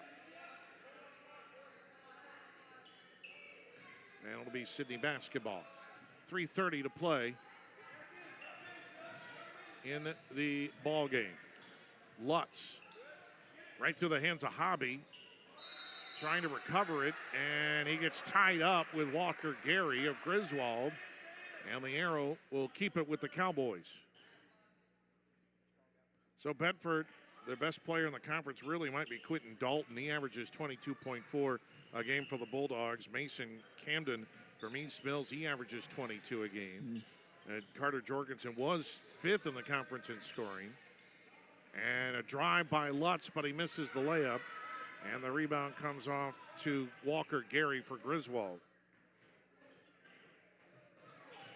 And both of these teams towards the bottom of the conference. But there's some good players on the boys' side. Shot in the lane missed by Freeze. Johnson grabs the rebound for the Cowboys. Yeah, problem is just the amount of people going out for these teams. Both teams very understaffed going into tonight, and you know, you want deep benches. Johnson for 3 is no good, but Victor grabs the rebound. Well, there's definitely some small schools. I mean, Hamburg, Essex, those schools have struggled to keep numbers together. Shot in the lane by Victor is good. And Cedric Victor gets the deuce. And a timeout call. Griswold's going to bring in what bench players they have. Grant Christensen, a 5'8 freshman, will come into the ball game. And Victor stays in there. Gary and Beck are in there along with Laverty. And shooting the 3 is no good by Boyd. And the rebound comes to Gary. 2 minutes to play in the ball game. Griswold leads 48-25 on the C-Pro scoreboard. Laverty, Victor, and he walked with it.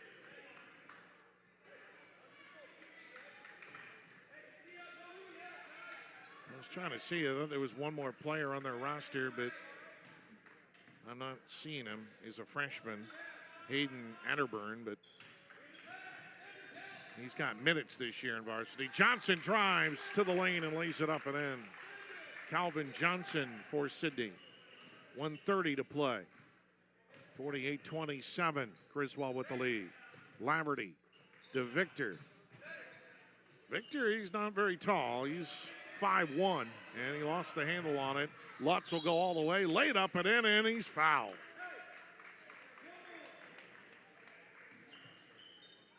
And Lutz will go to the line, try and complete the three-point play. Colton Freeze is going to come in the ball game for Beck. Now Griswold for the rest of the season.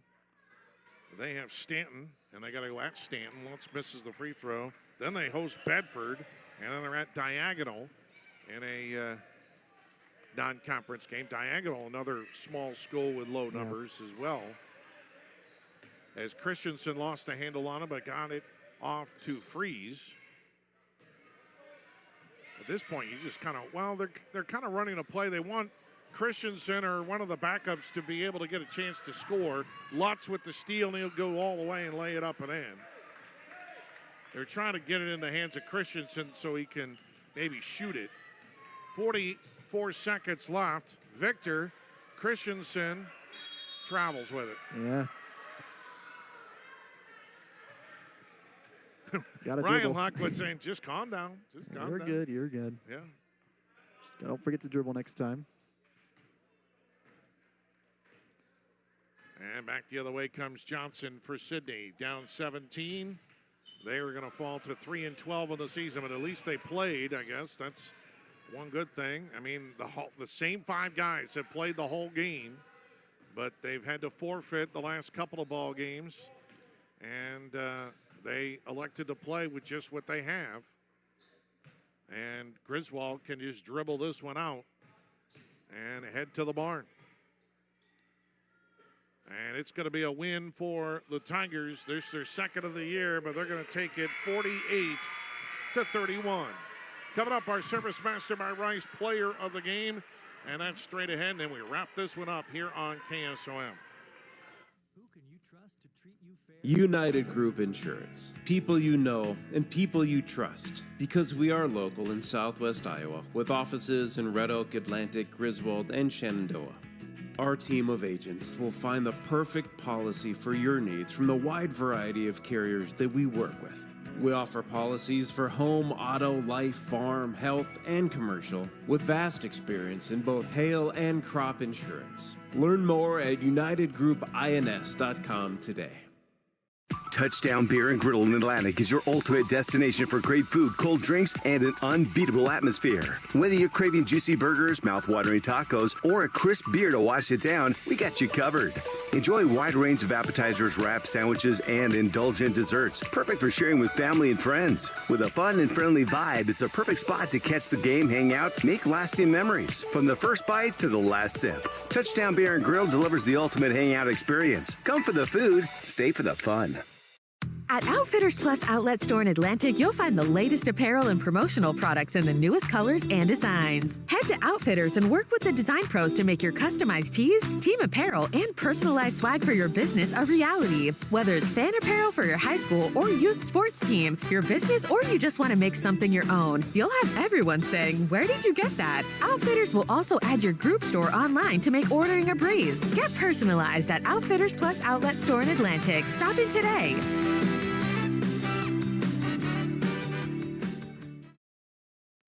Who can you trust to treat you fair and get you back on the road? J.D. Wyman Service on Main Street in Griswold. Big repairs or general maintenance. Trust J.D. Wyman Service to get you on the road fairly. You're a certified auto do-it-yourselfer. You like the smell of grease, and that's why when it comes to parts, you buy them at Wyman's Car Quest on Main Street in Griswold. Because you care about what you put in your vehicles. Trust the tires, parts, and tools from Wyman's Car Quest in Griswold.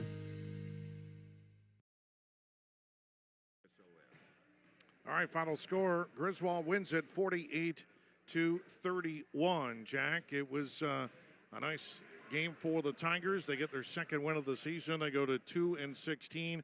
Sidney falls to 3-12. But maybe a moral victory for Sidney that they're even playing tonight.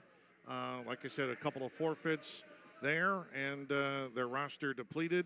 And but they played, and a full credit to those five kids who played the entire game. Yeah, without a doubt, credit to them, and they kept it interesting there for a while. Chris, we saw Lutz there. He was on a very good run there for the Sidney Cowboys for a bit there. But Griswold, I think it was eventually just time that gave him the advantage here. You know, when you're starting five kids that are playing, you know, all 32 minutes, you know, you're going to get tired at one point, and they started to slow down, I think, after a while. And Griswold took advantage of that. They ran a nice little rotation there, and their offense looked really, really strong here tonight. Lots of great passes, lots of rotations, and lots of great shots being taken by the Griswold Tigers here tonight. Once again, I mean, this is a team that lost to Sidney earlier in the season. Sidney might be a little less armed than they are here tonight, but you know, anytime you can come back against a team like that, two times in a row in a season, that's a great moral victory for Griswold there. So Sidney really gave their effort here in this one, but Griswold had the edge there. Great job by the Tigers here tonight for a good conference win, and they got Stanton coming up. So great job here by Griswold.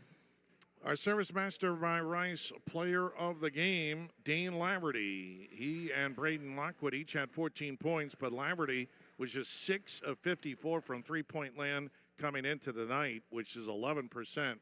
He ends up hitting 4 threes, 3 in the first half.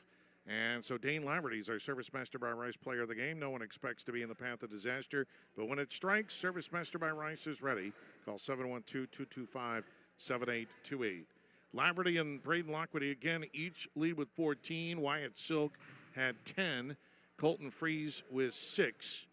Braden Beck had 2, and Cedric Victor had 2 for the Tigers. They were 20-51 for the field unofficially for 39%, 5 of 16 on their threes, 2 of 3 from the free throw line.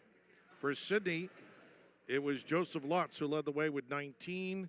Zach Boyd had 6. Calvin Johnson had 5. Will Hobby with 1 point. Sidney was 11 of 37 from the field for 30%, 4 of 24 on their threes, 5 of 10 from the free throw line. Sidney falls to 3-12. Griswold goes to 2-16. So a split here, and Jack, that does it for us for the regular season. The regular season, yeah. We are done until the playoffs. Playoff brackets are expected to be released this week, hopefully for both boys and girls, and then we will set a new schedule and flip-flop some games on KS95, our sister station, and KSOM. So we'll see what happens. It all depends on the brackets. In the meantime, I'm heading to Iowa City this week for girls state wrestling. That'll be Thursday and Friday. We'll have coverage throughout the day on KSOM.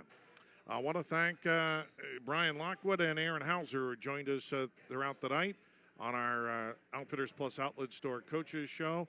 For Jack McKee, this is Chris Varney signing off from Griswold High School. Reminding you the final scores here tonight. The Sidney girls win it 55-31. Griswold boys victorious 48-31. Good night, everybody, from Griswold, Iowa.